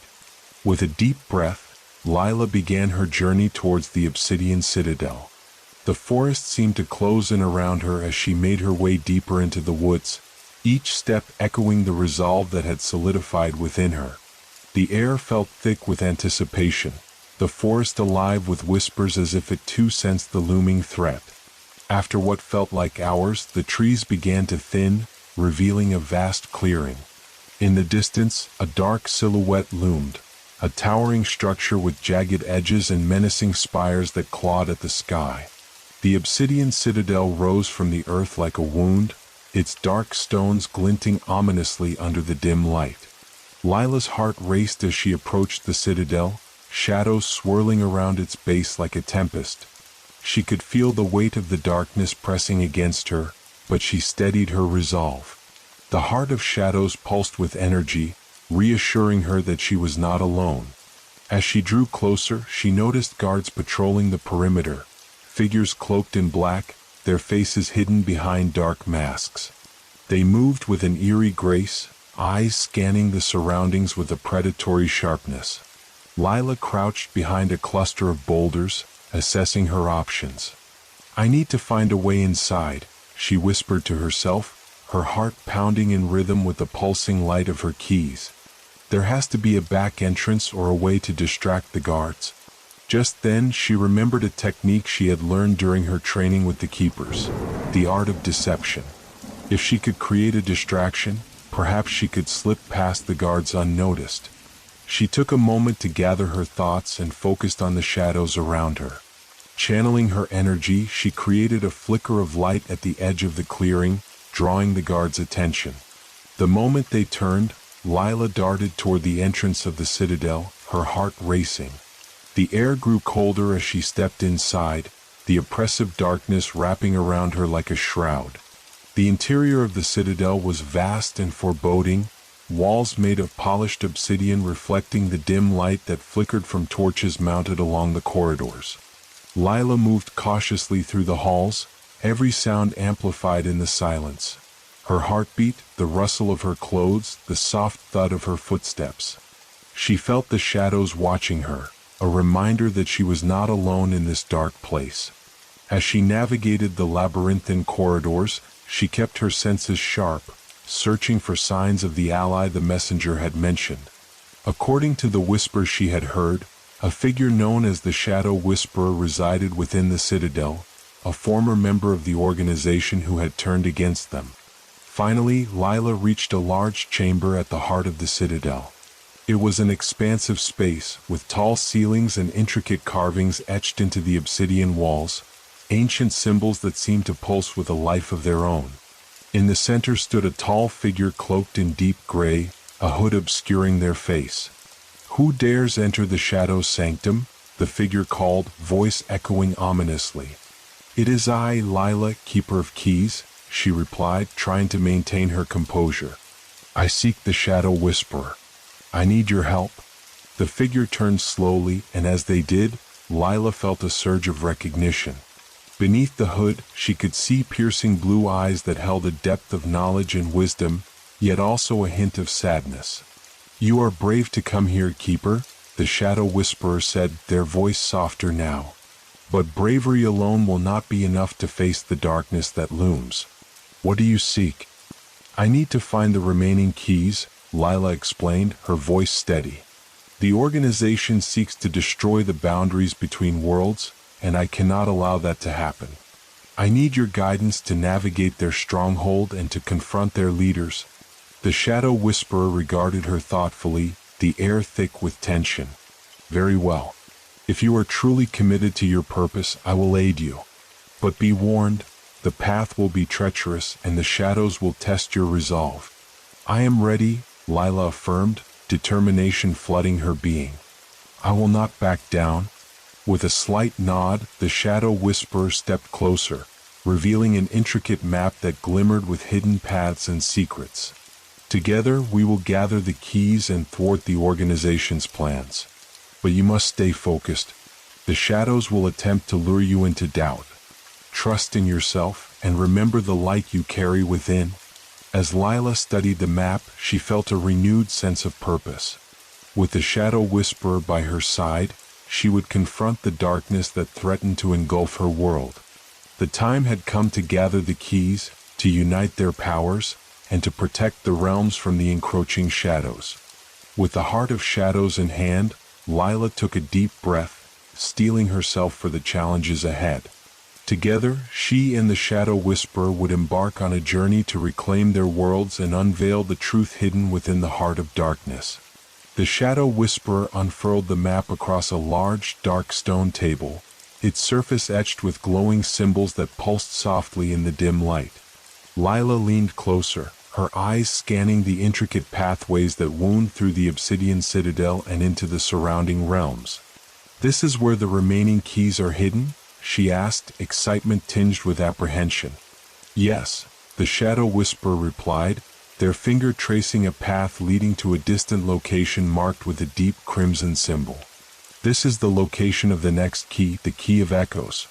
It lies in the ruins of Reverie, a forsaken place where time and memory intertwine. Many who venture there become lost in their own reflections." Lila nodded, steeling her resolve. "Then we must go there. But how do we get past the guards?" The Shadow Whisperer's eyes gleamed with mischief. "We will use the shadows to our advantage. With the power of your keys and the knowledge I possess, we can create illusions to confuse them. But you must remain vigilant. The darkness within the citadel is not just a physical barrier. It has a mind of its own, and it will try to ensnare us." Lila felt a shiver run down her spine at the thought of facing such an entity, but the determination in her heart burned brighter. "I won't let it stop me. Let's begin." As they studied the map, the Shadow Whisperer shared tales of the organization's inner workings. They believe that by merging the realms, they can harness unlimited power. The Key of Echoes holds the ability to manipulate sound and memory, making it a dangerous asset. It's guarded by an ancient sentinel, a creature born from the very shadows they wish to control. The weight of their mission settled heavily on Lila's shoulders. "What if we can't defeat it?" she asked, a flicker of doubt creeping into her thoughts. "Trust in your abilities, Lila. You have the heart of shadows and the will to confront your fears," the Shadow Whisperer reassured her. "But we must act quickly. The longer we wait, the stronger the organization grows. They will sense our presence and move to eliminate us." With a nod, Lila took a deep breath, centering herself. "Let's go. I'm ready." The two set out through the twisting corridors of the Obsidian Citadel, shadows swirling around them. As they approached the entrance, Lila felt the air grow thick, almost suffocating. The guards remained alert, their eyes scanning the area with an intensity that sent a chill down her spine. "Remember," the Shadow Whisperer whispered, their voice barely audible above the rustling shadows. "Follow my lead. Stay close and let the darkness guide you." As they emerged into the main courtyard, Lila focused on the shadows, feeling their energy resonate with her own. The heart of shadows pulsed gently at her side, reminding her of her strength. With a wave of their hand, the Shadow Whisperer summoned a veil of shadows, wrapping them both in a cloak of darkness. Lila felt the world around her shift, her senses heightened. They moved swiftly through the courtyard, blending into the shadows as guards patrolled nearby. Suddenly, a commotion erupted from the entrance of the citadel. A group of cloaked figures rushed in, their voices raised in urgent conversation. "They've breached the western perimeter. We must mobilize the sentinels," one of them shouted, sending a wave of panic through the guards. Seizing the opportunity, Lila and the Shadow Whisperer slipped past the guards, making their way towards the exit. The path was clear, but Lila could feel the looming threat of discovery hanging in the air. They burst through the doors and into the night, the moonlight casting eerie shadows across the ground. The ruins of Reverie lay ahead, a dark silhouette against the starlit sky. Lila felt a surge of excitement mixed with trepidation as they approached the entrance to the ruins, an archway draped in creeping vines and illuminated by a ghostly glow. "The key is inside," the Shadow Whisperer said, gesturing towards the archway. "But beware. The sentinel will guard it fiercely." Lila nodded, her heart racing as they stepped into the ruins. The air was thick with the scent of damp earth and decay, echoes of distant whispers reverberating off the crumbling walls. Shadows danced in the flickering light, creating illusions that played tricks on her mind. "This place is unsettling," Lila remarked, glancing around. "It feels like we're being watched." "Trust your instincts, Lila. The sentinel feeds on fear and doubt," the Shadow Whisperer advised, their eyes scanning the darkness. "Focus on the task at hand." As they ventured deeper into the ruins, the whispers grew louder, filling the air with echoes of forgotten memories. Images flickered before Lila's eyes, snippets of her past, moments she had long buried resurfacing with a vivid clarity. She saw herself as a child, filled with dreams and hopes, the laughter of friends ringing in her ears. But the joy quickly twisted into shadows, memories of her fears and failures haunting her steps. "No," she exclaimed, shaking her head. "I won't let you control me." "Stay strong," the Shadow Whisperer urged, their voice cutting through the darkness. "These are mere echoes. Focus on the key." With determination ignited within her, Lila pressed forward, her heart pounding as they reached a large chamber at the heart of the ruins. In the center stood a massive stone pedestal, atop which lay the Key of Echoes, its surface shimmering with ethereal light. But as they approached, a low growl echoed through the chamber, reverberating against the walls. From the shadows emerged a towering sentinel, its form shifting and darkening, eyes glinting with malevolence. It was a creature woven from nightmares, a manifestation of the very darkness they sought to overcome. Who dares disturb the slumber of the Echo Sentinel? It roared, its voice echoing like thunder. You shall not claim the key. Lila felt her heart race, but she knew she could not back down. We're here to stop you, she declared, taking a step forward, the heart of shadows glowing brightly at her side. The sentinel laughed, a chilling sound that reverberated through the chamber. Foolish girl, you think you can defeat me with mere light? I am the embodiment of your darkest fears. With a deep breath, Lila steadied herself. I will not be afraid of you. I carry the light of truth and understanding. You are nothing but a reflection of my past, and I will not allow you to control me. With those words, Lila drew upon the energy of the Heart of Shadows, feeling the warmth radiate through her. As the sentinel lunged, she unleashed a burst of light, a wave of energy that cascaded through the chamber, illuminating every corner and dispelling the darkness. The sentinel faltered, its form flickering as the light pushed against it. No, this cannot be, it roared, and Lila pressed forward, channeling her strength into the light. You are not my fear. You are my past, and I will not be defined by you. With one final surge of power, Lila unleashed the full force of the Heart of Shadows, the light enveloping the sentinel and banishing it into the depths of the ruins. The creature howled, its form dissolving into shadows that dissipated into nothingness.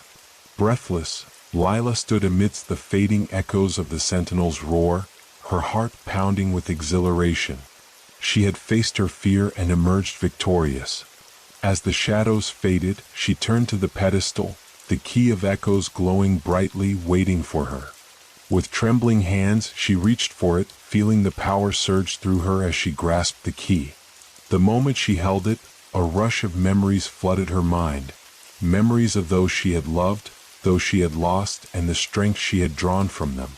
Together we will protect the realms, she whispered, a smile breaking through her determination.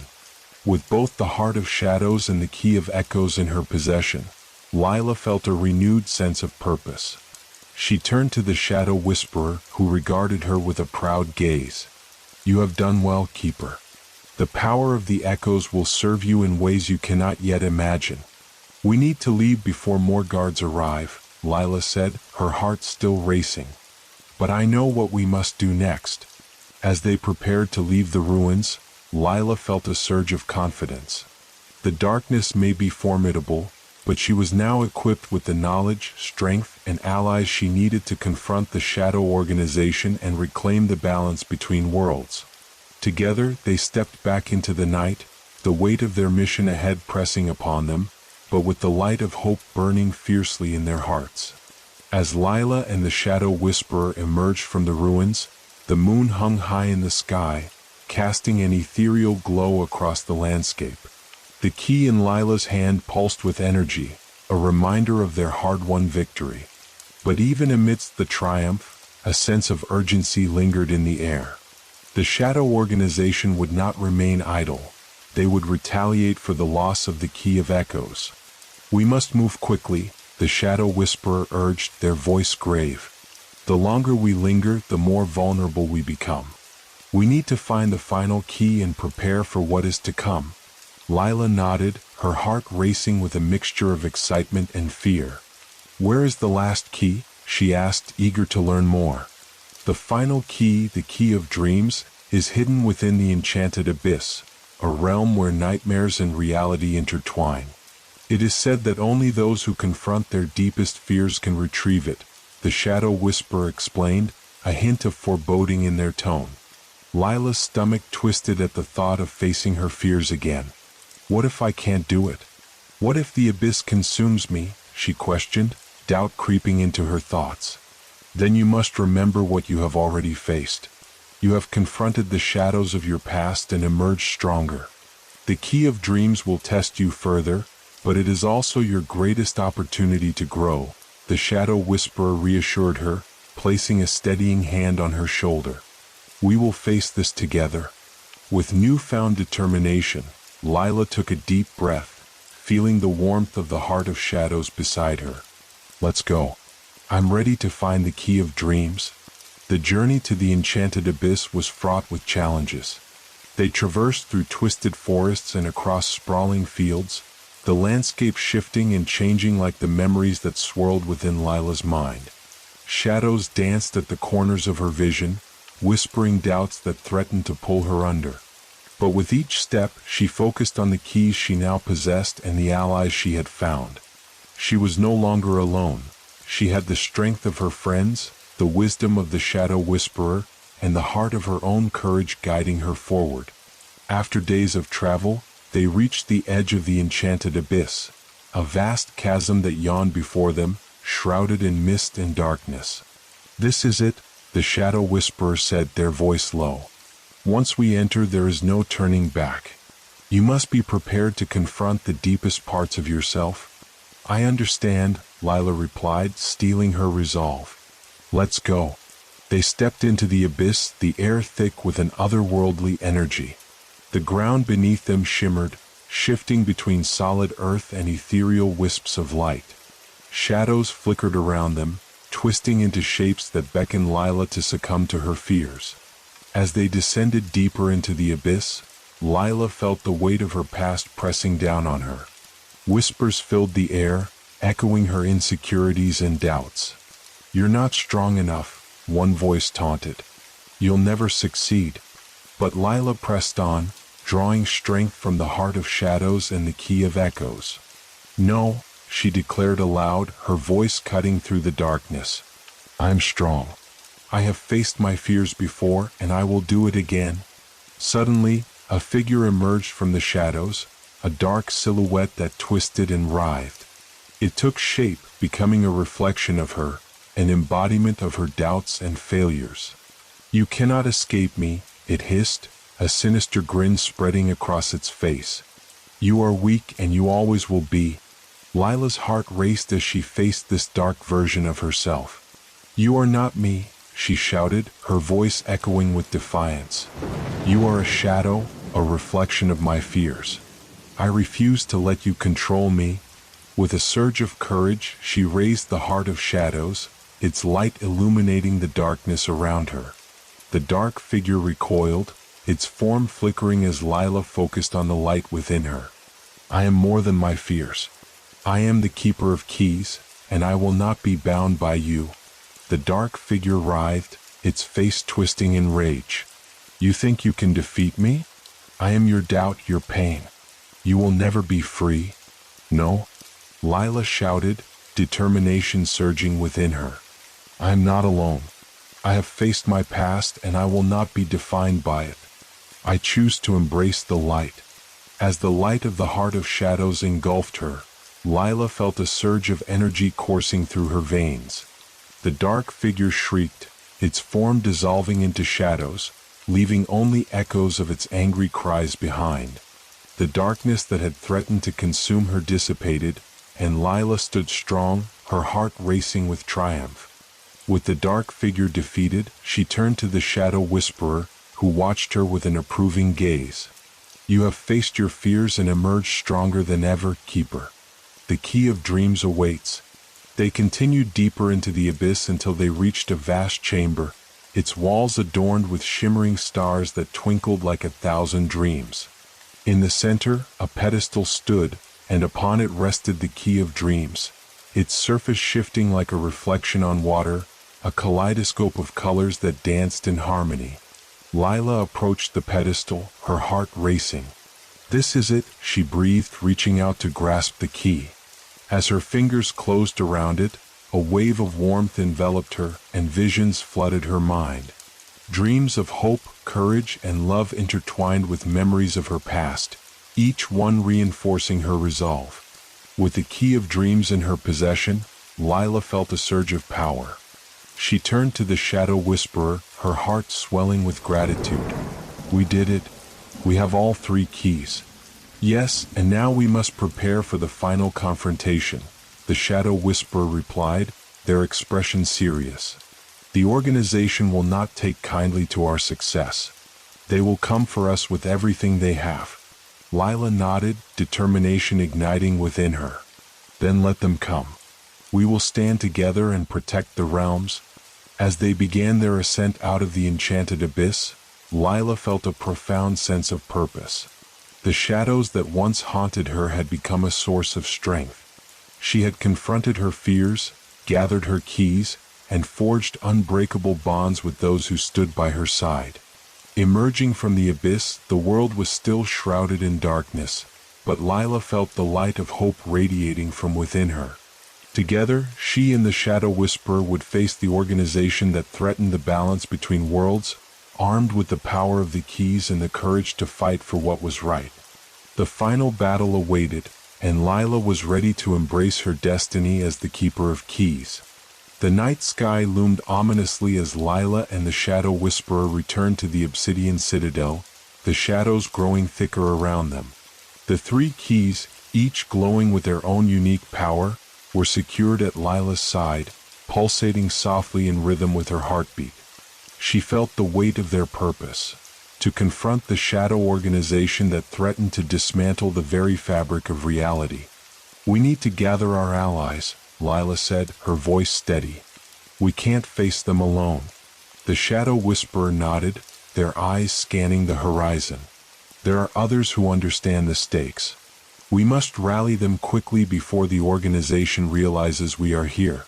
As they made their way through the twisting passages of the Citadel, Lila's mind raced with thoughts of the allies she had met along her journey.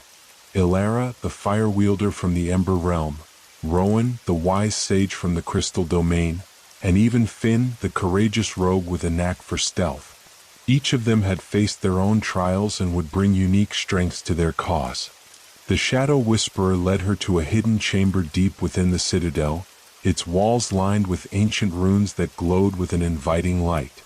Inside, a circle of soft blue light pulsed at the center, a portal that could connect them with their allies across the realms. "Stand with me," the Shadow Whisperer instructed, placing their hand on the portal's surface. "We will call them here." Lila stepped forward, feeling the energy emanating from the portal. "Who do we summon first?" she asked, her heart racing with anticipation. "Let us begin with Ilara," the Shadow Whisperer replied, focusing their energy. "She will lend her fiery spirit to our cause." As the portal shimmered, a figure began to materialize. Lila's breath caught in her throat as Ilara stepped through, her fiery hair glowing like embers in the dim light. "You summon me?" she asked, her voice laced with determination. "Just in time," Lila said, relief washing over her. "We're preparing to confront the Shadow Organization, and we need your fire to ignite our resolve." Ilara grinned, her eyes sparkling with fierce determination. "Count me in. I've been waiting for a chance to fight back." One by one they summoned their allies. Rowan, whose calm wisdom and mastery of crystals would shield them from harm, and Finn, who brought with him agility and stealth, perfect for navigating the Citadel's defenses. Each ally joined them, forming a circle of united strength around Lila. As they stood together, Lila felt a surge of hope. "We have each faced our own battles, but now we fight for something greater," she declared, looking into the eyes of her friends. "The balance between our worlds depends on us." Rowan stepped forward, a gentle smile on his face. "Together we can overcome any darkness. We must remain steadfast in our purpose." "Let's strategize," Finn said, crossing his arms. "We need to know how to breach their defenses and reach their leader." As they gathered around the glowing portal, Lila felt a newfound sense of camaraderie. Each ally brought unique skills and perspectives, and together they crafted a plan to infiltrate the heart of the Shadow Organization. With their plan solidified, the group prepared to move. The Shadow Whisperer took the lead, their presence a beacon of strength and calm. "The heart of the Shadow Organization lies within the depths of the Void Fortress," they explained, gesturing toward a map spread across the ground, illuminated by the light of the portal. Lila leaned closer, studying the intricate layout. "We'll need to navigate through several layers of defenses. They will be expecting us, especially after losing the Key of Echoes." Ilara clenched her fists, her fiery spirit igniting. "Then let's give them something to remember. We'll strike hard and fast." Rowan placed a hand on Ilara's shoulder, his calm demeanor balancing her fiery enthusiasm. We must be strategic. Distraction will be key. Finn, you are best suited to slip in undetected and gather intelligence. Finn nodded, his trademark smirk lighting up his face. Leave the sneaking to me. I can disable their alarms and create an opening for us. With the roles assigned, Lila felt the weight of leadership settle upon her shoulders. We'll meet at the inner sanctum, where the leader of the organization resides. We need to be prepared for anything. The group shared a nod of agreement, each member's determination palpable in the air. They gathered their weapons, the keys secure at Lila's side, and prepared to step through the portal. With one last look at each other, they activated the portal, and a surge of energy pulled them into the heart of the citadel. Emerging from the portal, they found themselves at the outskirts of the Void Fortress, a menacing structure that loomed above them like a blackened mountain. Shadows writhed around its base, hinting at the dark forces that resided within. Stay close, the Shadow Whisperer instructed as they moved forward, their presence a guiding light against the encroaching darkness. We must move swiftly. As they approached the fortress, Finn darted ahead, his movements silent and fluid. I'll find a way in, he whispered before disappearing into the shadows. The rest of the group held their breath, waiting for Finn's signal. Moments felt like hours as they stood at the fortress's entrance, shadows swirling ominously around them. Lila could feel the pulse of the keys at her side, a steady reminder of the strength they carried. Suddenly, a flicker of light illuminated the entrance, and Finn appeared, gesturing them to follow.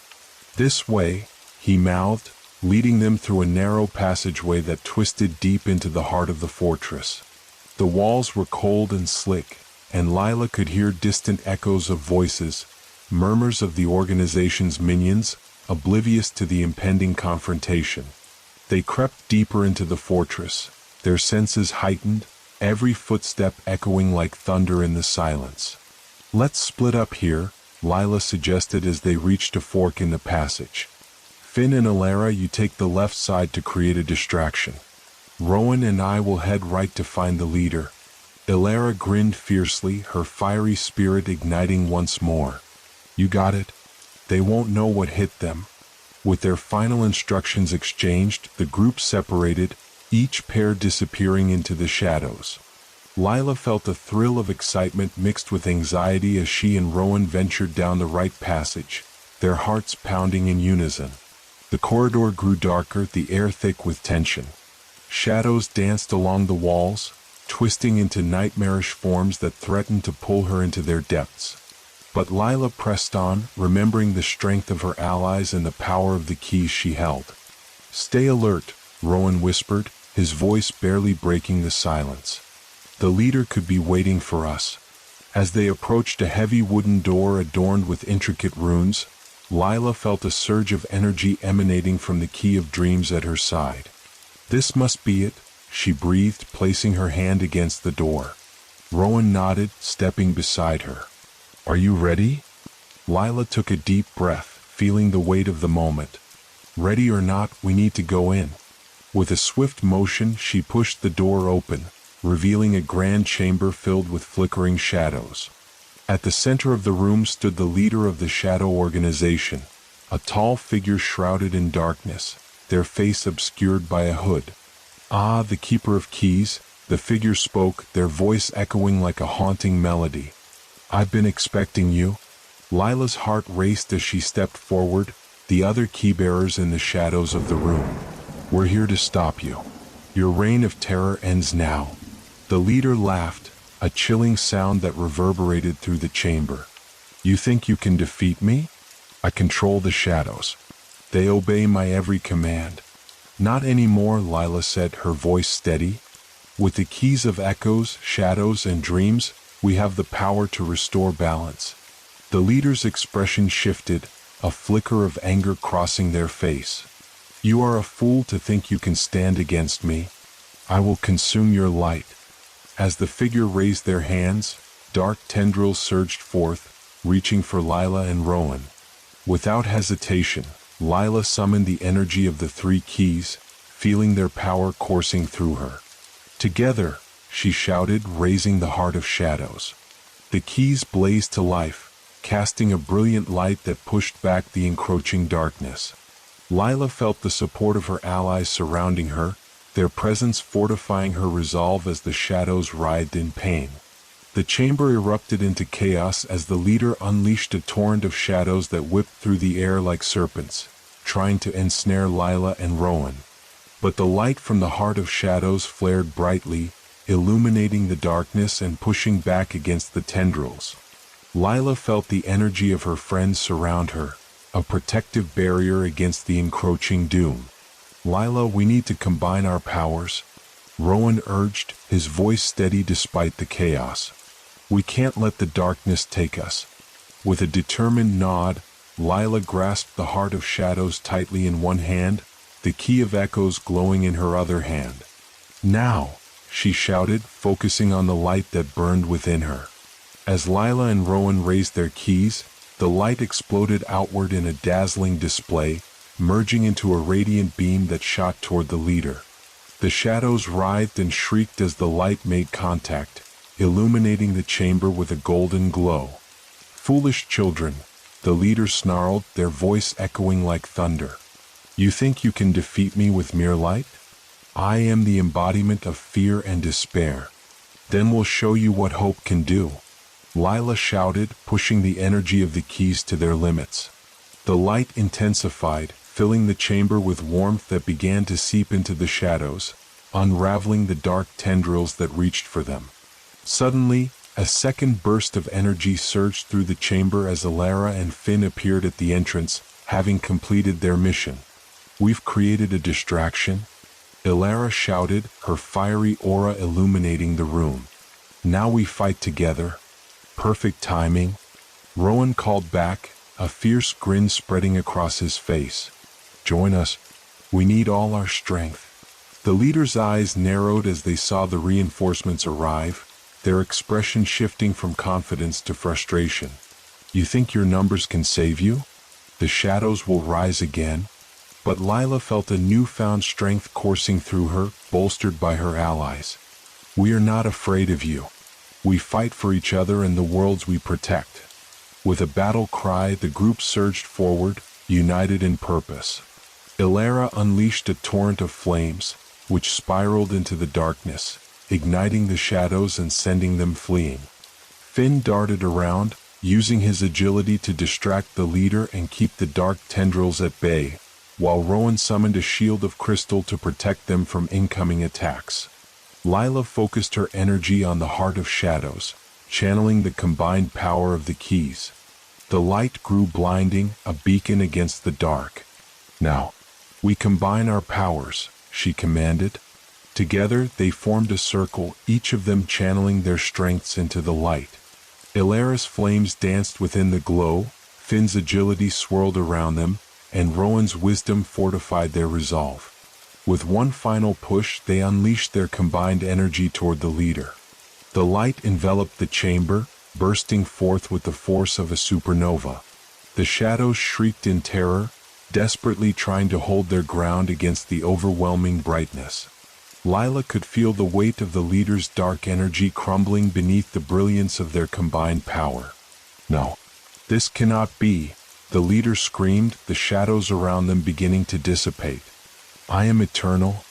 But the light was relentless, and with one final surge, it engulfed the leader completely, unraveling the darkness that had long haunted their existence.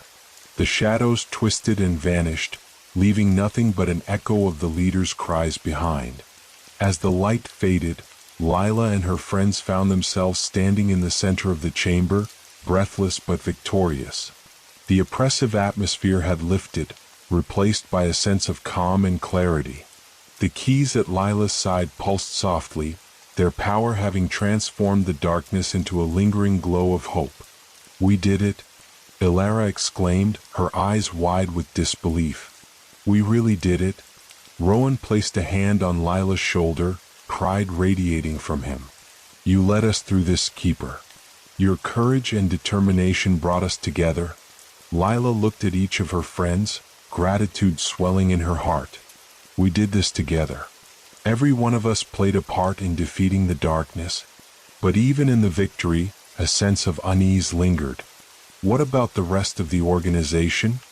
Finn asked, glancing around the chamber. They won't just give up. They'll regroup and try again. Lila nodded, her expression turning serious. We need to make sure that they cannot threaten the realms again. We must find their remaining strongholds and secure them. The Shadow Whisperer, who had remained quietly observing, stepped forward. The battle may have been won, but the war is not over. You will need to gather the remaining keys and allies from across the realms. Only then can you ensure that the balance is restored permanently. Then let's get to work, Lila said, her heart filled with purpose once again. We'll protect our worlds and ensure that the shadows can never rise again.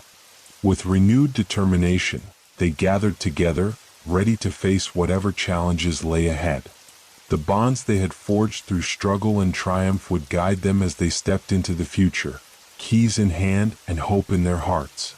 As the group began to strategize their next steps, Lila took a moment to absorb the gravity of their victory. The defeat of the Shadow Leader had given them a fleeting sense of relief, but she knew that the remnants of the organization could still pose a significant threat. They were a dangerous force, one that would not be easily extinguished.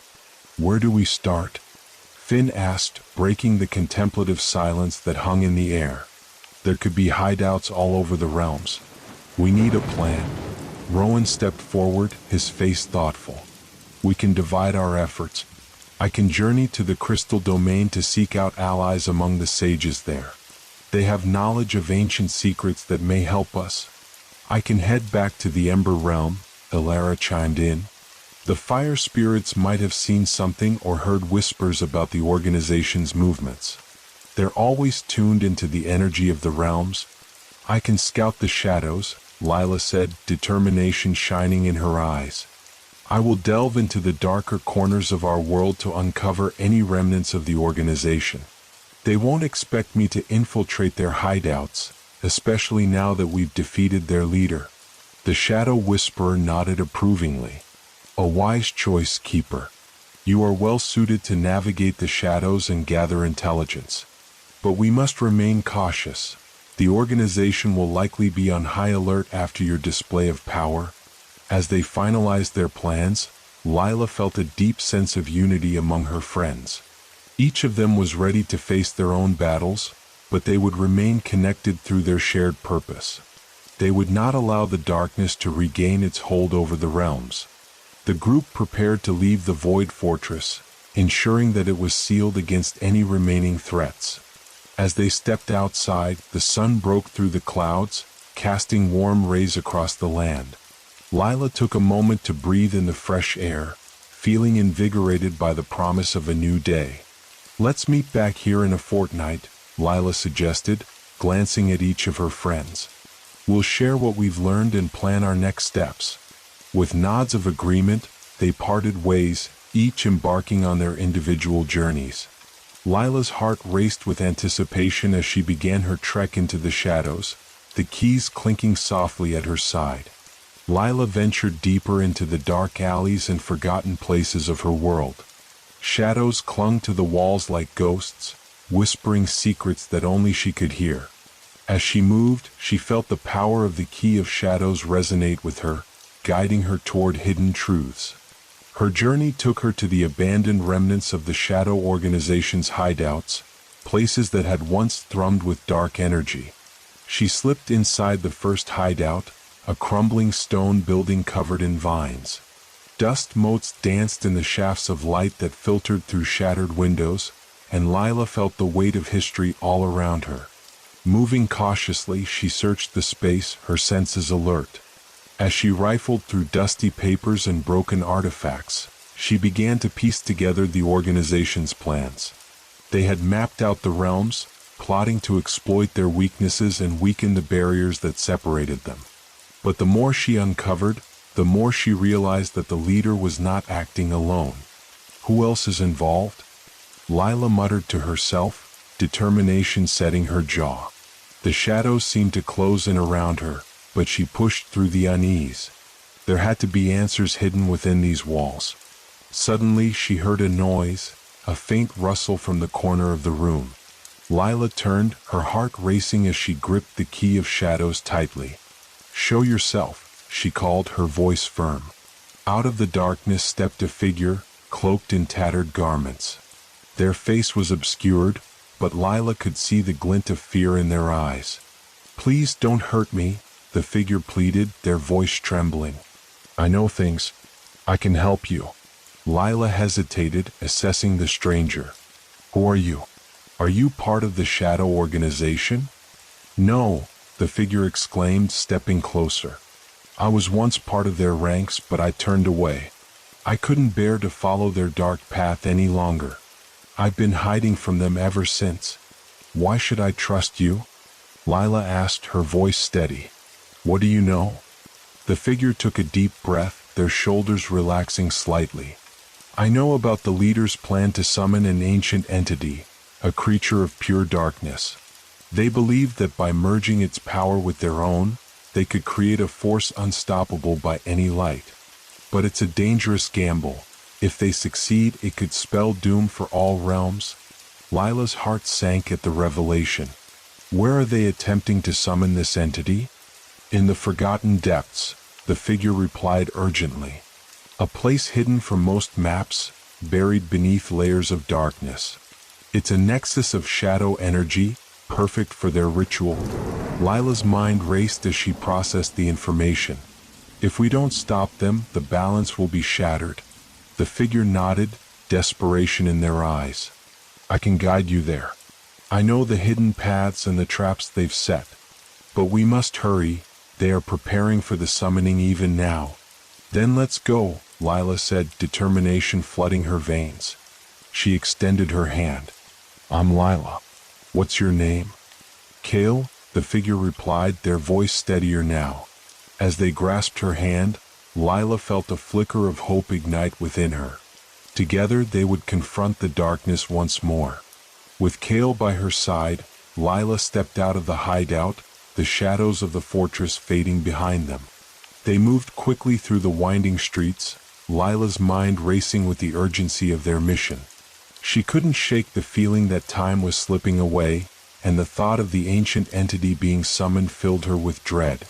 "Tell me more about the Forgotten Depths," Lila urged as they navigated through the labyrinth of alleyways. "What kind of defenses do they have?" Kale glanced around cautiously before answering. "It's heavily guarded. The organization has summoned shadow beasts to protect the area, and there are traps designed to ensnare intruders. But there's a hidden entrance that only I know of, an old passageway long forgotten." "Good," Lila said, feeling a flicker of hope. "We'll use that to our advantage."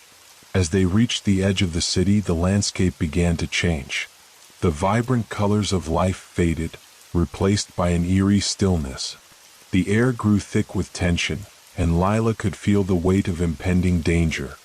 They approached a rocky outcropping that jutted out over a chasm, the entrance to the Forgotten Depths concealed beneath the overgrown foliage. "This is it," Kale said, pointing to a thicket of vines. "We need to clear this away to reveal the entrance." Together they pulled aside the vines, revealing a narrow tunnel leading downward. The darkness seemed to stretch infinitely before them, and Lila felt a chill run down her spine. "We have to be careful," she whispered, her voice barely audible in the stillness. As they entered the tunnel, the air grew colder, and the echoes of their footsteps bounced off the damp walls. Lila held the key of shadows tightly, its power pulsating against her palm. It was a comforting presence, a reminder that she was not alone. "Stay close," Kale urged, glancing back at Lila as they moved deeper into the tunnel. "The shadows can play tricks on your mind." Lila nodded, focusing on the warmth of the key in her hand. "I can feel it," she admitted, "but we have to push through. The fate of our worlds depends on us." As they pressed on, the tunnel twisted and turned, finally opening into a vast underground chamber. The air was thick with shadows that swirled around the room like a living entity. At the far end of the chamber, Lila could see a flickering light, a dark altar surrounded by shadowy figures. There they are, Cale whispered, his voice trembling slightly. They're preparing for the summoning. Lila's heart raced as she took in the scene before her. The leader of the Shadow Organization stood at the altar, flanked by their remaining followers, their faces obscured by hoods. The ground around the altar pulsed with dark energy, a swirling mass of shadows waiting to be unleashed. We need to act fast, Lila said, her voice steady despite the anxiety gnawing at her. If we don't stop them now, it'll be too late. Cale nodded, determination hardening his features. Let's create a distraction. We can draw their attention away from the altar. Agreed, Lila replied, her mind racing. I'll use the key of shadows to manipulate the darkness, creating illusions that will confuse them.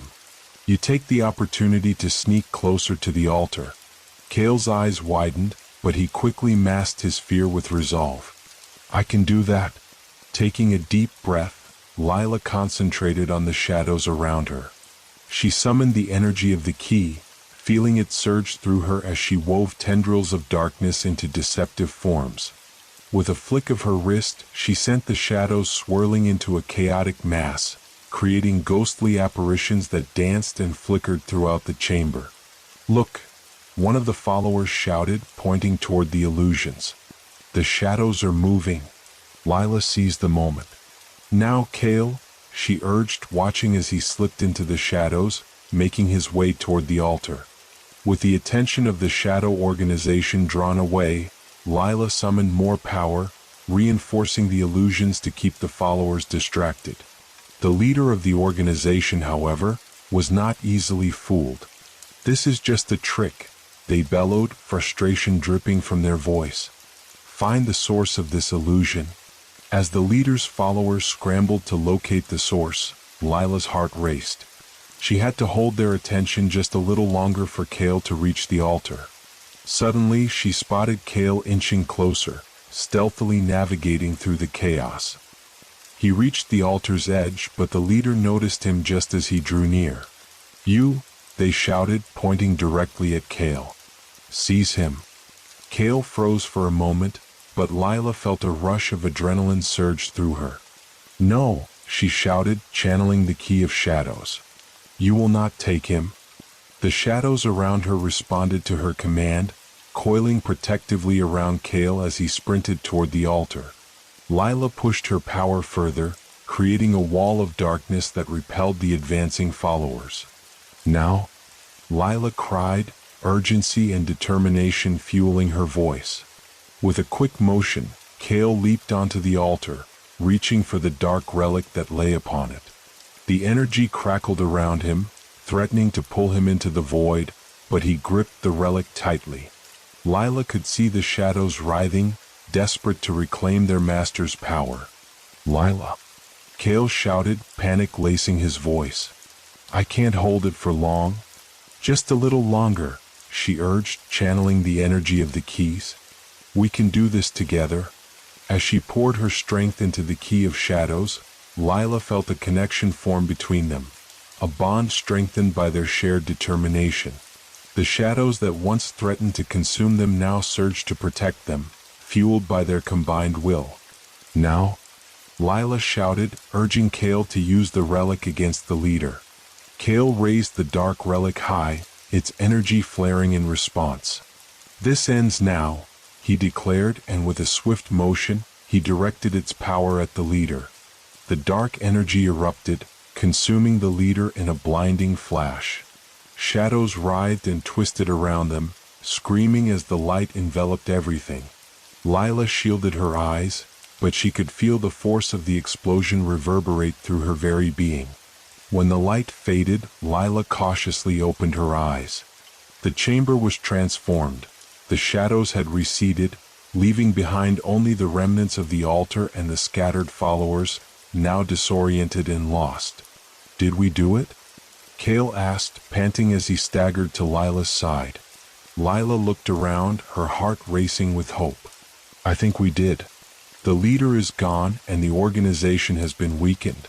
The remnants of the Shadow Organization, realizing their defeat, began to retreat into the shadows, their morale shattered. Lila felt a wave of relief wash over her as she took a deep breath, the oppressive atmosphere lifting. But even in their victory, a voice lingered in her mind, a whisper of uncertainty. Is it truly over? She wondered silently. The remnants might regroup, but today they had struck a decisive blow against the darkness. With Cale by her side, Lila stepped forward into the light, ready to face whatever challenges lay ahead. Together, they would ensure that the balance was restored and that the shadows would never rise again. As the dust settled in the chamber of the forgotten depths, Lila and Cale stepped out of the shadows, feeling the warmth of light on their skin for the first time in what felt like an eternity. The battle had taken its toll, but their hearts soared with the knowledge that they had thwarted the darkness, at least for now. They emerged from the tunnel to find the world bathed in golden light. The air was fresh and filled with the sound of life returning, birds chirping and leaves rustling in the gentle breeze. It was a stark contrast to the oppressive shadows they had just faced. Do you think they will come back? Cale asked, his voice laced with uncertainty as he looked around at the revitalized landscape. Lila shook her head, determination gleaming in her eyes. They might try, but now we know their plans. We're not alone anymore and we'll be ready for them. The two friends made their way back to the Void Fortress, where the rest of the group had gathered. Finn, Elara, and Rowan stood at the entrance, relief washing over their faces as they saw Lila and Cale emerging. You did it? Finn exclaimed, rushing forward to embrace them. We felt the energy shift. You stopped them? Barely, Cale said, chuckling with a hint of disbelief. But we did it together. Elara smiled, her eyes sparkling with pride. We've all faced our fears, and together, we've proven that light can prevail over darkness. Rowan nodded, his voice steady. We will not let our guard down. The shadows may be retreating, but we must remain vigilant. As they entered the fortress, the group gathered around the central table, where maps and relics were strewn about. Lila laid the dark relic they had obtained from the altar in the center. We need to study this, she said, her brow furrowing in thought. It might hold answers to how we can protect ourselves from future threats. The group spent hours discussing their findings, sharing stories of their individual journeys and the allies they had encountered. Lila felt a deep sense of camaraderie and purpose swell within her. Each member brought their unique strengths to the table, creating a tapestry of hope woven from their experiences. As night fell, Lila stood at the edge of the fortress, gazing out at the stars that glittered in the night sky. She thought of the battles fought and the lives they had changed. The darkness still lurked at the edges of their reality, but now they had the keys to face it. Lila, Cale's voice broke through her reverie. What's next for us? Turning to him, Lila smiled. We keep exploring, keep gathering allies. We'll protect our worlds, one key at a time. Cale nodded, the fire of determination igniting in his eyes. And we'll ensure that those who seek to shatter our boundaries will think twice before they try again. As the two of them stood side by side, the air crackled with possibilities. The world was vast and full of mysteries yet to uncover. Lila felt a sense of adventure beckoning her, and she was ready to embrace it. In the heart of darkness, they had found light. Together, they would forge ahead, knowing that as long as they stood united, they could face whatever challenges lay in wait. With a final glance at the stars, Lila turned back to her friends, a newfound strength and determination filling her heart. They would navigate the realms, uncovering secrets, forging alliances, and unlocking the potential of the magical keys they had collected. And so their journey continued, a story woven into the fabric of the universe, where doors opened to endless possibilities, and the bonds of friendship would guide them through the shadows.